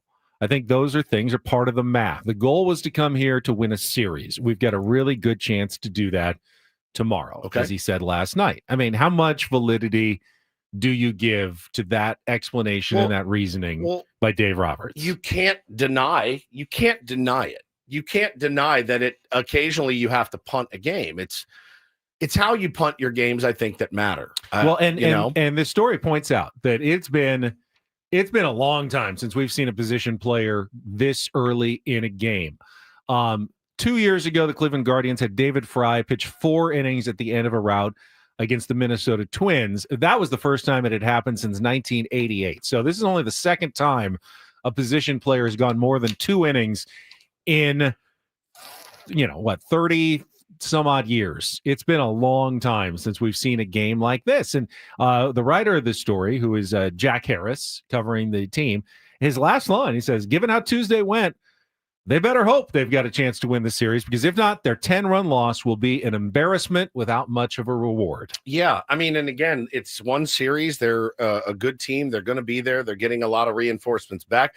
No one can deny their pitching woes as far as what they've lost on the IL. Some of those guys are actually hurt. Some of them, they're probably just keeping nice and fresh for when it really counts. These games don't matter all that much to the Dodgers.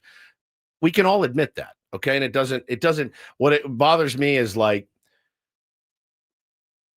that rule, just walk off the field at that point. Just walk off the field. White flag. Wave the white. Then I don't have to throw David Morgan, and I don't have to throw Dylan Cease for another. Imagine if you're done, David Morgan gets hurt last night. If you're done, you're done. If you don't want to be here and you don't want to play baseball, and that's not baseball, that's softball. What you were throwing up there, 42-mile-an-hour fastballs.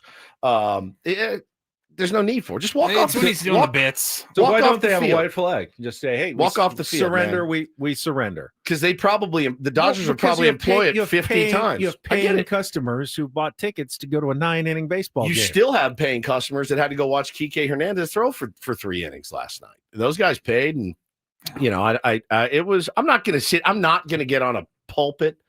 You've disrespected the game of baseball. You did what you had to do to set yourself up for today.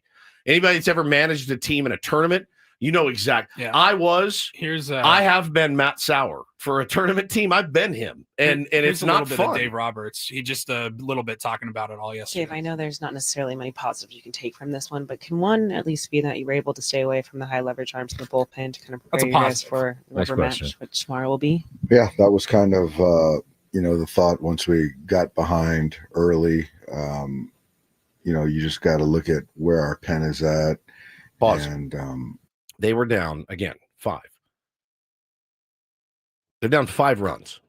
The Los Angeles Dodgers, the world champion, leading Major League Baseball in home runs with Shohei Ohtani, Mookie Betts, Freddie Freeman, Will Smith, Teoscar Hernandez, Tommy Edman, Andy Pages. All you need to do is you have your top 4 guys who are all capable of doing great things. You could be tied 5-5, 4 batters later. It's like I tell my little league, like Cole's, I tell my little leaguers, if you guys get behind early, quit. That's what I want you to do. Quit. Appreciating what we have the next couple days, and you can't. I felt it wasn't smart to chase and red line guys in the pen, and I got to give credit to Matt, who pitched as much as he's ever pitched. Pause. And by the way, the Dodgers are off tomorrow too. By the way, correct. Next couple of days, so we've got a day game and then no game. Lou Trevino could have gone 3, right? Yeah, 1 or 2. Sauer goes 4. Dreyer goes. Kasparius for 1. Again, it's not like you didn't have anybody. They have been down 5 runs multiple times. Again, Diamondbacks last week 10-4 in the 9th inning with 1 out, and they win the game. So you can run your team however you want, or however Andrew tells you to run it. But I thought it was pretty. I was like, this is crazy what I'm seeing right now. It's crazy. That's why this game to me just massive. Today feels so bigger. Important. Yeah.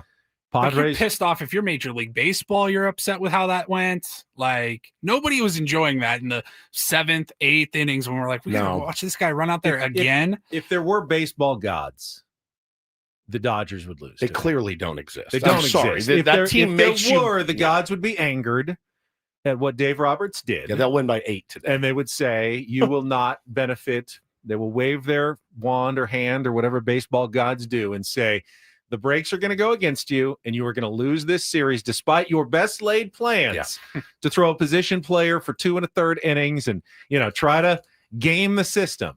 That's not how baseball works, and karma is going to come back to get you. Of course, as you just said, Woods, you were right. The baseball gods do not exist. The Dodgers could get every break in today's game. But again, for me, it was more about I'm going to leave this dude out there to rot until I get to that exact number where I can put in a position player. I'm going to leave this guy out there to absolutely die on the vine in front of his teammates, in front of his family, in front of, they're watching. I'm going to leave him out there, and then I'm going to send him to Oklahoma City tomorrow. I get it, man. It's a business. We say it all the time. I felt bad for the guy. I'm really curious. What would have happened?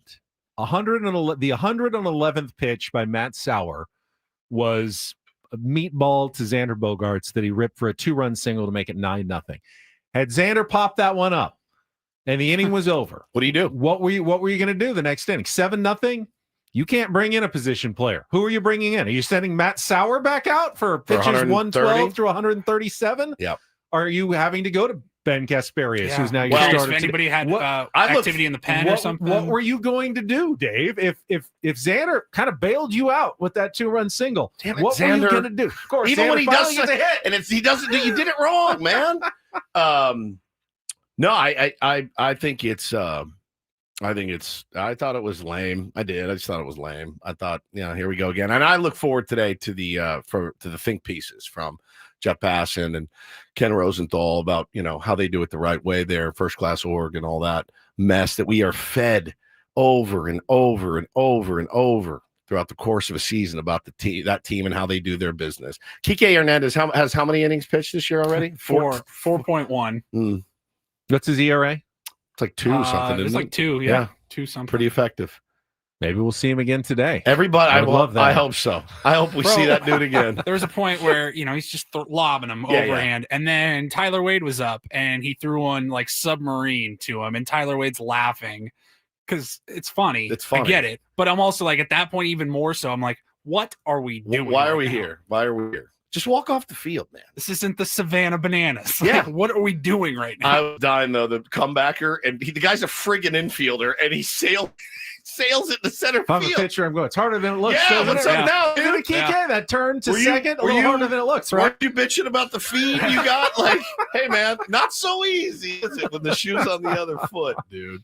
Yeah, it's crazy. So now, they do have arrested Ben Kasperius. He's been named the new starter for today's game. Is he going 1? Is he going 3? I don't know. Justin Robleski is expected to be their innings eater, their bulk guy, Matt Sauer. Coming in second. And it worked out fine for the Padres yesterday to face an opener and then a bulk guy. Will it work out in the series finale? We will have it for you coming up with Sammy's Eco Water SoCal pregame show at 12:10 today. First pitch with Jesse and Tony at 1:10 as the Padres look to take their first series from the Los Angeles Dodgers. Would put them into a virtual tie in the standings, and then the Rockies would actually be playing for first place today against the Colorado Rockies because they're a half game ahead of the Giants would be playing against the Rockies for first place, because they're a half game ahead of the Padres in the standings. So we'll keep an eye on that. Right now, though, we have more tickets to give away. It is time to give away passes to George Lopez. He's coming to the Civic Theater. You'll have a chance to see him on June 21st. You can get your tickets now at Ticketmaster.com, courtesy of Outback Presents, or win them right now here from 97.3 The Fan. Be the fourth caller at 833-288-0973. Fourth caller at 833-288-0973. Going to win 2 tickets to George Lopez at the San Diego Civic Theater on June 21st. Good luck, Paulie. He'll take your calls, and then we will come back with more Ben and Woods, including a Rondo report ahead here on San Diego's #1 sports station, 97.3 The Fan. First, though, I want to tell you about SDFatLoss.com. I heard one of Straby's new ads interviewing another success story. Heard about SDFatLoss.com, listening to our station. I think he said he was like 380 pounds. Has completely changed his life. Like his diabetes has gone away. I don't know that they can promise that, but I certainly, when I lost my weight, 40 pounds in 60 days, my back pain went away. My knee pain went away. My sleep apnea went away. I have so much more energy, definitely sleep better. The weight loss has been incredible. Now, you can lose weight different ways. There's the injections. They work for some people. Do they tell you that you have to keep taking them forever, essentially, or the weight is just going to come back on? Not with SDFatLoss.com. You lose weight by eating real food from the grocery store, steak, chicken, even from restaurants, and it makes keeping the weight off so much healthier and so much simpler. Call and get a free consultation to find out how the program can work for you at 858-665-3211 or booking it at SDFatLoss.com. Lose up to a pound of fat per day, 10 to 20% of your body weight in 60 days. Get $200 off right now by mentioning 97.3 The Fan and Ben, and take the weight off by the time it gets really hot in August. You can still do it now in the summer at SDFatLoss.com. That's SDFatLoss.com.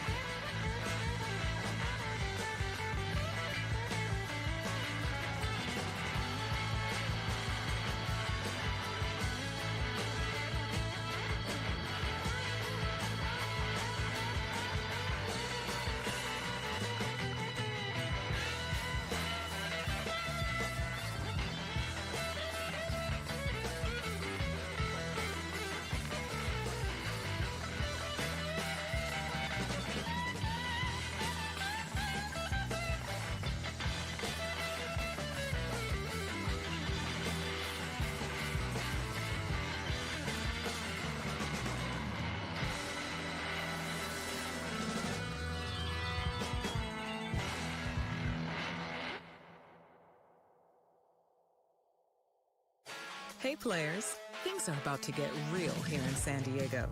Introducing the all-new Jamul Casino Resort.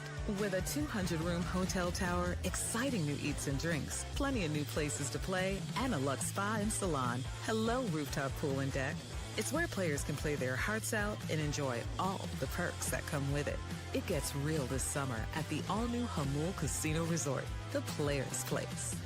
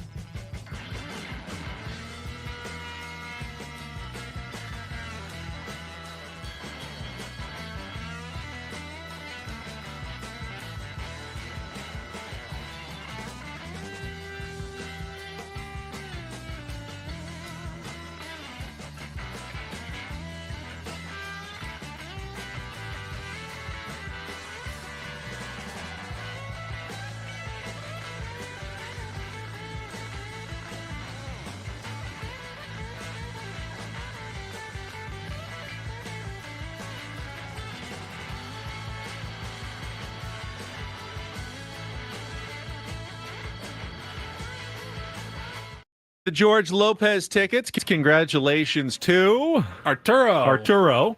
But you got to clear the lines because we're going to be giving away our Padres tickets, Padres Royals tickets here soon. Yeah, we are the station with all the tickets here in San Diego. First, though, have we got any update on the perhaps brewing war between the Ben and Woods program? I haven't heard anything. And the Gwen and Chris show. I was taken aback because I know Chris Ella texted us and wanted to get our major championship pick'em game going. But I didn't play professional golf, so I can't have an opinion on golf. Scraby, because the U.S. Open tees off early tomorrow, so we'd have to get the picks in today. I was watching some of the coverage from Oakmont in Pennsylvania yesterday. That's the host in the U.S. Open this week. And Scotty Scheffler, big favorite, best player in the world, number one, says, this is the hardest course that we play. In fact, this may be the hardest course we ever played. That anyone's ever played. Rory McIlroy played a practice round. He said, I shot an 81. Good God. He won the Masters this year. Multi-time winner on the PGA Tour. This place is gnarly. The rough is thick. It is deep. Bunkers all over the place. You know what they're famous for? Between the third and the fourth hole at Oakmont, they have the Church Pew bunker. Yes. Which is just this. It's really just one giant bunker with these grass rows of mountains in there. You don't want to be in the Church Pew bunkers. The greens are lightning fast. So you think of Augusta National as a place that has the fastest greens probably everywhere, big slopes and everything.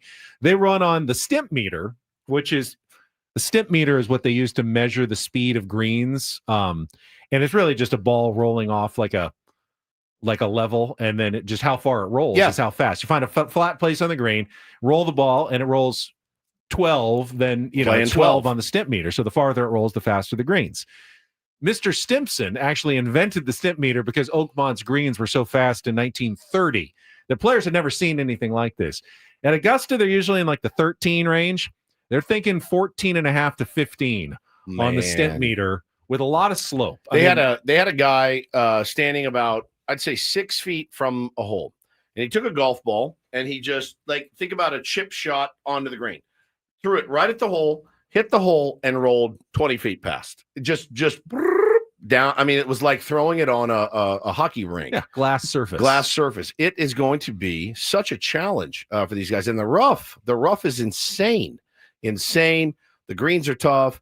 Do you like that? Do you want to see a major championship? I kind of like watching guys that are the best at the world. I like to watch them navigate it. Obviously, number one. Sometimes it does get a little egregious where you're like, all right, bro, these guys are shooting, 4 over as your leader. You don't get a lot of movement on the leaderboard necessarily because the good players are just making a lot of pars. Right. Because birdies are can't very by, rare. Yeah. You're just trying to avoid bogeys. So you get a lot of guys even 1 over, 2 over, and they just kind of sit there. They're doing well as guys drop off. Oh, he just made a triple bogey. He's now 6 over. He's out of it. I do at least once a year for the U.S. Open. I love it. I want to see it. Guys have to battle and, sometimes battle back. You can make a triple bogey and still win the U.S. Open. That's because it's that tough. You have to be mentally tough to know, I put myself in a bad spot. I now have to chip out to the fairway. I can't do what I would normally do, and that is take my big swing, hack it out 180 yards to the green, and still maybe have a birdie putt. Not here.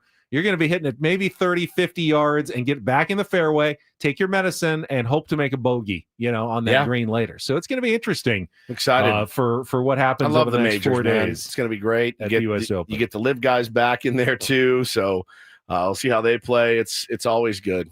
I hate the fact that there's 2 different golf leagues. I do. I'm missing the best competition, but it is fun when they get together. It really is. It's kind of a cool. It makes these tournaments where they're all together even that much more. Yeah, exactly. See John Rahm, who contended at the PGA Championship, had the lead for a second with Scotty Scheffler, hot minute, and then Scotty pulled away. So he's been playing a little bit better. Bryson DeChambeau's your defending champ, of course. Won at Pinehurst last year. Beat Rory. Remember Rory's tragic 2 short missed putts in the last 4 holes to end up losing to Bryson DeChambeau in incredibly dramatic fashion. So should be plenty of storylines for the golf coming up Thursday through Sunday at Oakmont in Pennsylvania. Paulie's got his round report in our final segment. Before that, though, I do want to give away some Padres tickets. I'm going to save the best for last here, honestly, with our tickets that we've been giving away all morning. We've got 2 seats for Padres Royals next week at Petco Park when the team returns. It is Star Wars weekend, June 20th through June 22nd. Join the team for galaxy-sized fun. Secure your seats at padres.com/tickets. Call now, though. We're going to give the 5th caller at 833-288-0973 a pair of tickets, not theme game, but just get you in for Star Wars weekend and all the fun to see the Kansas City Royals, Jack Caglione, and the Royals coming to town next weekend, 833-288-0973. All right, Paulie, what do we got on the Rindle Report?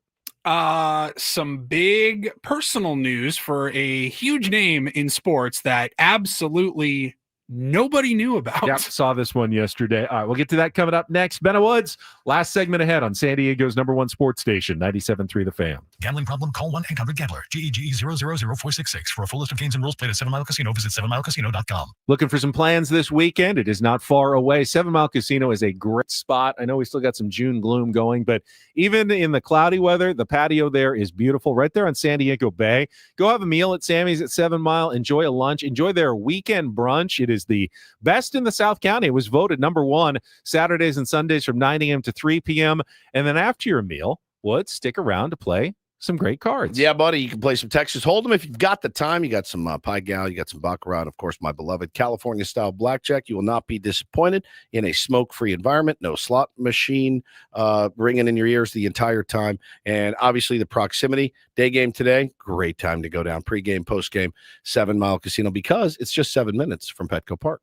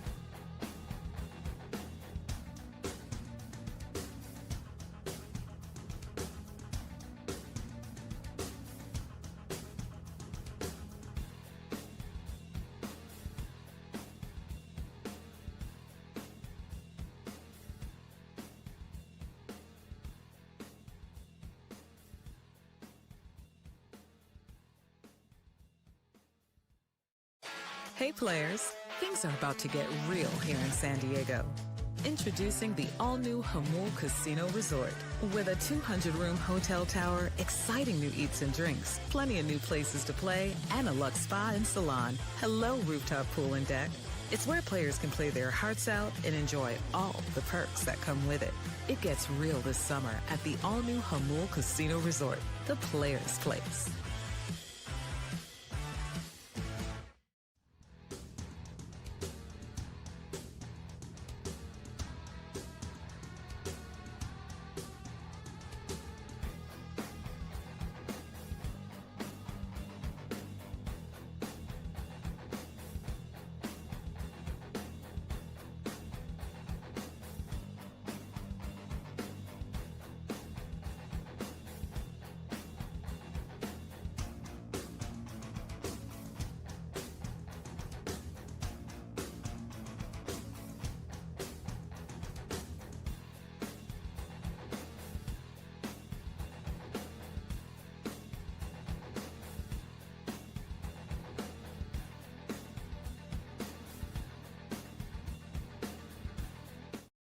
No game tomorrow for your San Diego Padres, which means that today's game will be the last impression before our manager's report on Friday morning at 9 a.m. here on Ben and Woods with Mike Schilt. Manager's report is refreshed by Eco Water SoCal. Try alkaline water for just $9.95 a month. Eco Water SoCal, keeping it soft since 1925. How fantastic is that? Yeah. Well, here are the options. It's your choice. Option A, Padres come in off a series win over the Dodgers if they win today, and they will have won 5 of their last 6 series and split the other. So unbeaten in their last 6 series. Or they'll be coming in off a series loss against the Dodgers. They will be in 3rd place in the NL West. I mean, not a disaster, but the vibes will be a lot better if they can find a way to pull off a win this afternoon. The Dave Roberts masterclass tweets are going to send me to my grave if the Dodgers end up winning today. See, this is why we're the Dodgers. It's going to make me. I'm going to die. I don't want to say I had no problem losing Monday's game because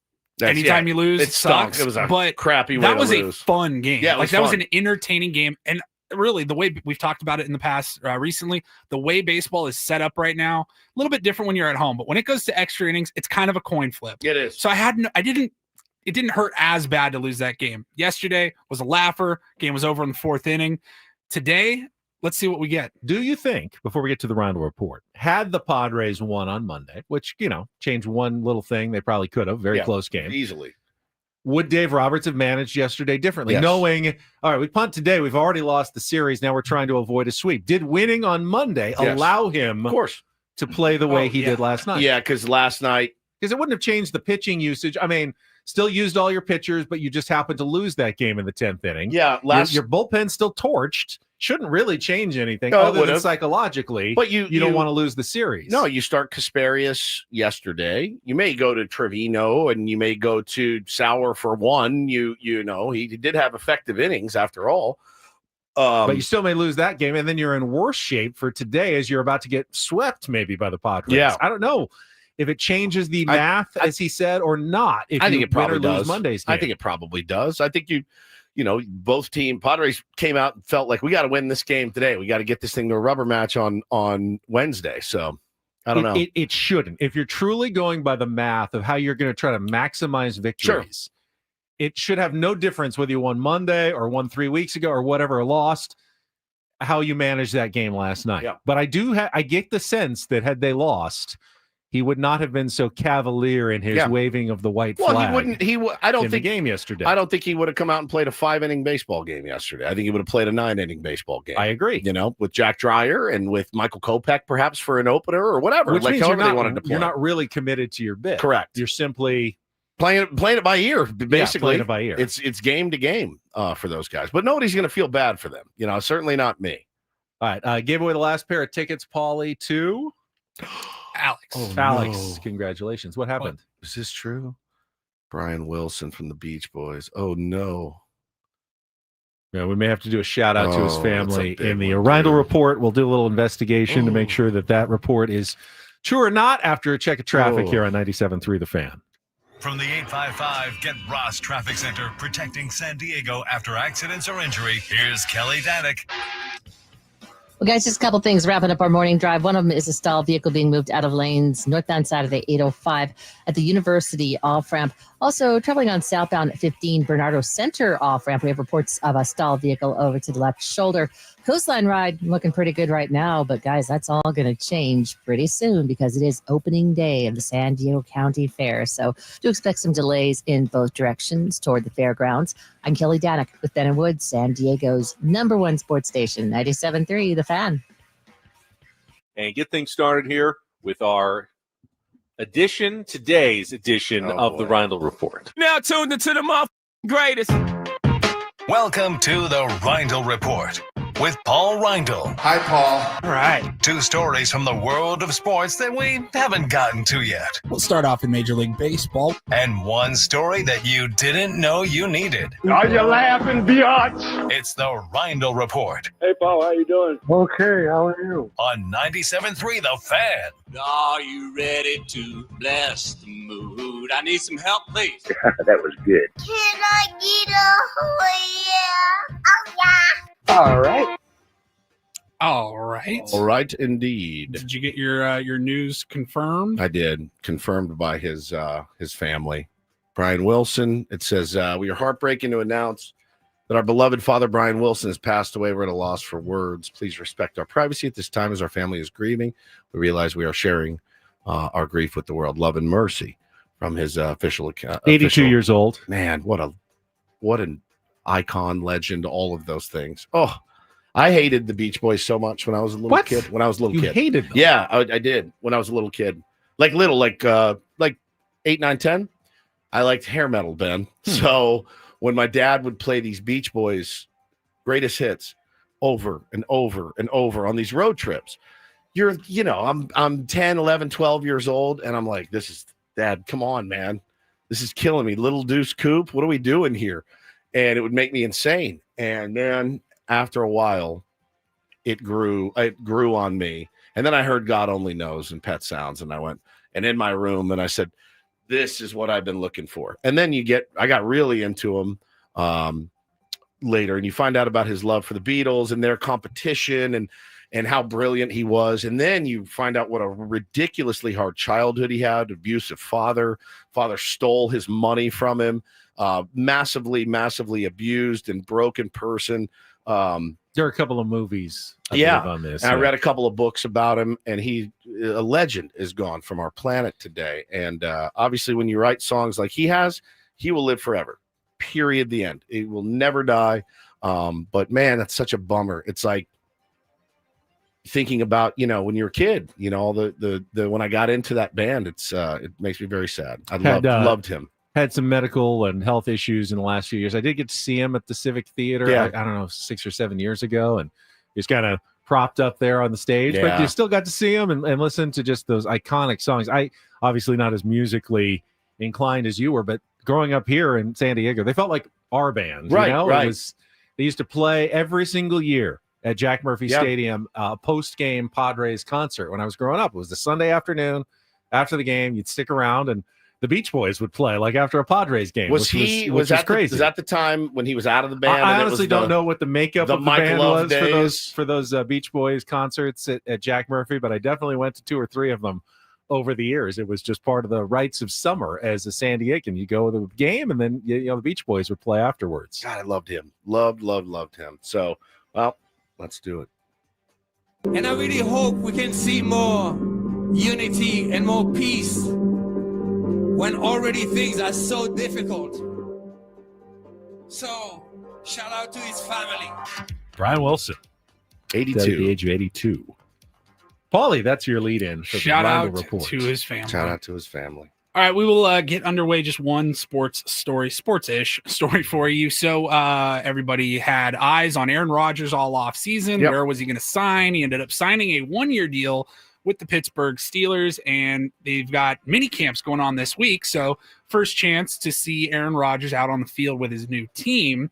And people noticed that there was a ring on his finger, and he was asked about it. Some people thought it might be one of those like aura rings. An aura ring, yeah. That measures your vital signs Yep. and stuff. But Yeah. He seems like he'd be in on an Aura makes ring. perfect sense. Yeah. So audio is a little hard to hear, but yeah, she's asking, what is that? Is that an Aura ring?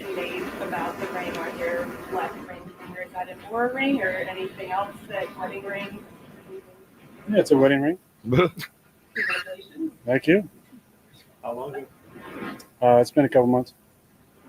All right, Just been a couple of months. Okay. There's the extent of your details. Those It's are a all the wedding ring. details. It's been a couple of months. No idea who, no idea how long they've been together, and yeah, we don't know anything. The other than paparazzi have failed in this one. They missed. They missed wedding. it. I'd say, look, he's a huge name in the NFL and in sports. That's a little surprising that that one slipped through the cracks. He didn't make a big for once. Yeah, for once. Yes. He didn't make a big to do out of it. The thing that you're supposed to make the biggest to do about. No. Why are you guys invading my privacy? What? Everything else you make a big to do about. And this is the one you just throw by Yeah, you're us. on National Pat McAfee all the time. Every week. No, this one we're going to keep this completely secret. Good for him. Maybe that's what she Congratulations. wanted. Yeah, You know, and maybe. if that's the case. then- Congratulations to Mr. and Mrs. Rogers. And I'm Good luck. guessing perhaps she's maybe not a super on the scene celebrity like he's dated in the Potentially, yeah. past. Like Yeah. those make it a lot more difficult to hide those relationships. But yeah, saw that. I go, wait, what? Huh? Don't remember hearing that. He married Taylor Swift. Unbelievable. Stole her right out from under Travis Kelce. It's a huge scandal. No one noticed. When do the Chiefs and the And the Steelers play? Yeah, no kidding. All right. Let's see. I got a story out of Millersburg, Pennsylvania, who they have been dealing with a lot of potholes in their small town, their small community. We deal with them in our larger town here. We do. And they have launched in Millersburg a new pothole fixing campaign. The title of the campaign is called Fill My Hole, All Holes.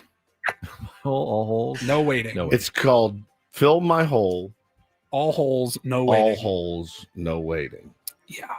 That is the name of the campaign. It's a great idea. They got a full announcment and everything. There's a sign and Do they everything. want people to like pitch in or something? Maybe. So- like a I don't feel prison there's road much I crew. can No. do about What would filling you do? holes. You would bring everybody bottled water. Yeah. You could supervise. I don't mind the smell of the I like it. the asphalt, The asphalt. as it's going in. It's You actually say not that the as worst. somebody that never has to work No, it's around true. it. I don't know if I want it all day, but when I pass by, it's I like- oh yeah, there's the hot asphalt. I like it too. I'm with you.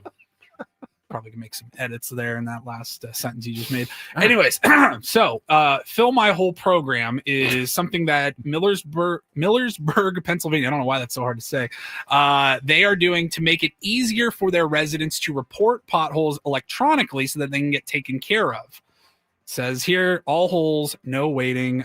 Some holes may require a little TLC, but rest assured, you'll be provided with a reason if we are unable to fill it ourselves.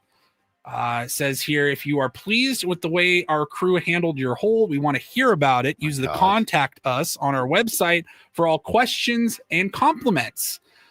Somebody on the post asked if we want to fill our own holes, is it okay, or does it need to be filled by a professional hole filler? They said it's best to leave it to the professionals. Someone else said, can they fill deep holes, deep potholes? And do they clean dirty holes before they fill them? They responded, potholes are cleaned first. Debris may prevent adhesion of the filling. Deep holes are no problem. This is absolutely, it's too much for me. Is it too I'm much just for reading the news, Mr. guys. Lou Sassel? hole filler. They have a Wow. personal goal of 48 hours to resolve your complaint. You go Okay. online. How you many holes submit- could you fill in 48 hours? Hey, God. Pretty brilliant. Pretty brilliant. I think so. And then I guess we can wrap it up. Well, as here with Jack says in the chat, some holes take a village to fill. It does. It takes a village, Jack, to get all the holes filled.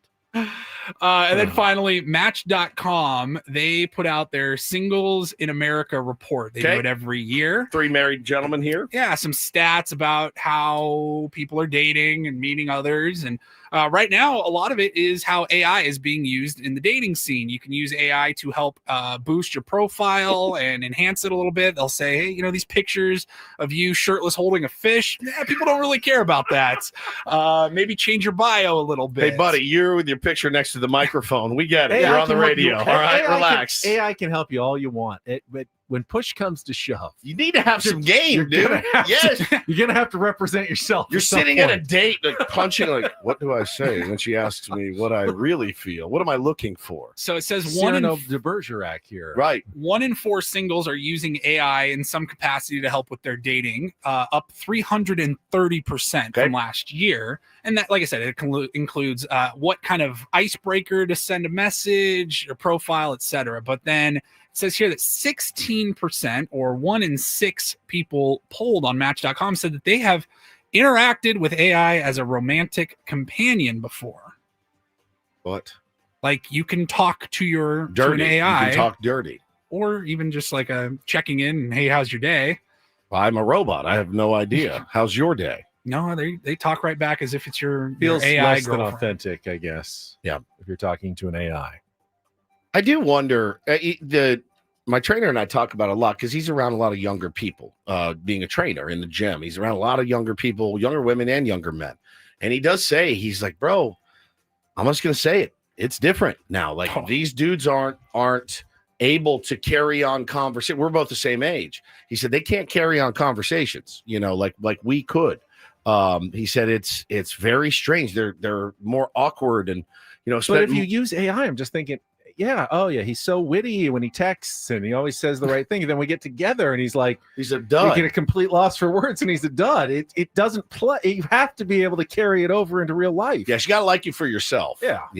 Even if you are, a little bit shy or whatever and don't have the can't run the best game, maybe somebody will like you for that. Kind of sounds a lot like that movie Her. I never saw it. 10 plus years ago. Yeah. Joaquin Phoenix and Scarlett Johansson. She's the voice of the AI I never saw home, it. And he falls in love with her. And people on Match.com's report, they were asked if you are consider yourself in a relationship with somebody artificial intelligence, is that cheating? What? That's the question that was asked. It says here 40% of people were asked if having an AI boyfriend or girlfriend counts as cheating, and they said yes. It's not a girlfriend. I don't have a girlfriend. It's my phone. I'm telling you, man. Society, we are cooked. Without a human being on the other end of the line. If I found out my wife was talking to her phone AI, as if I'd be like, all right, I couldn't care less. What does he give you that I don't? She's like, I don't know.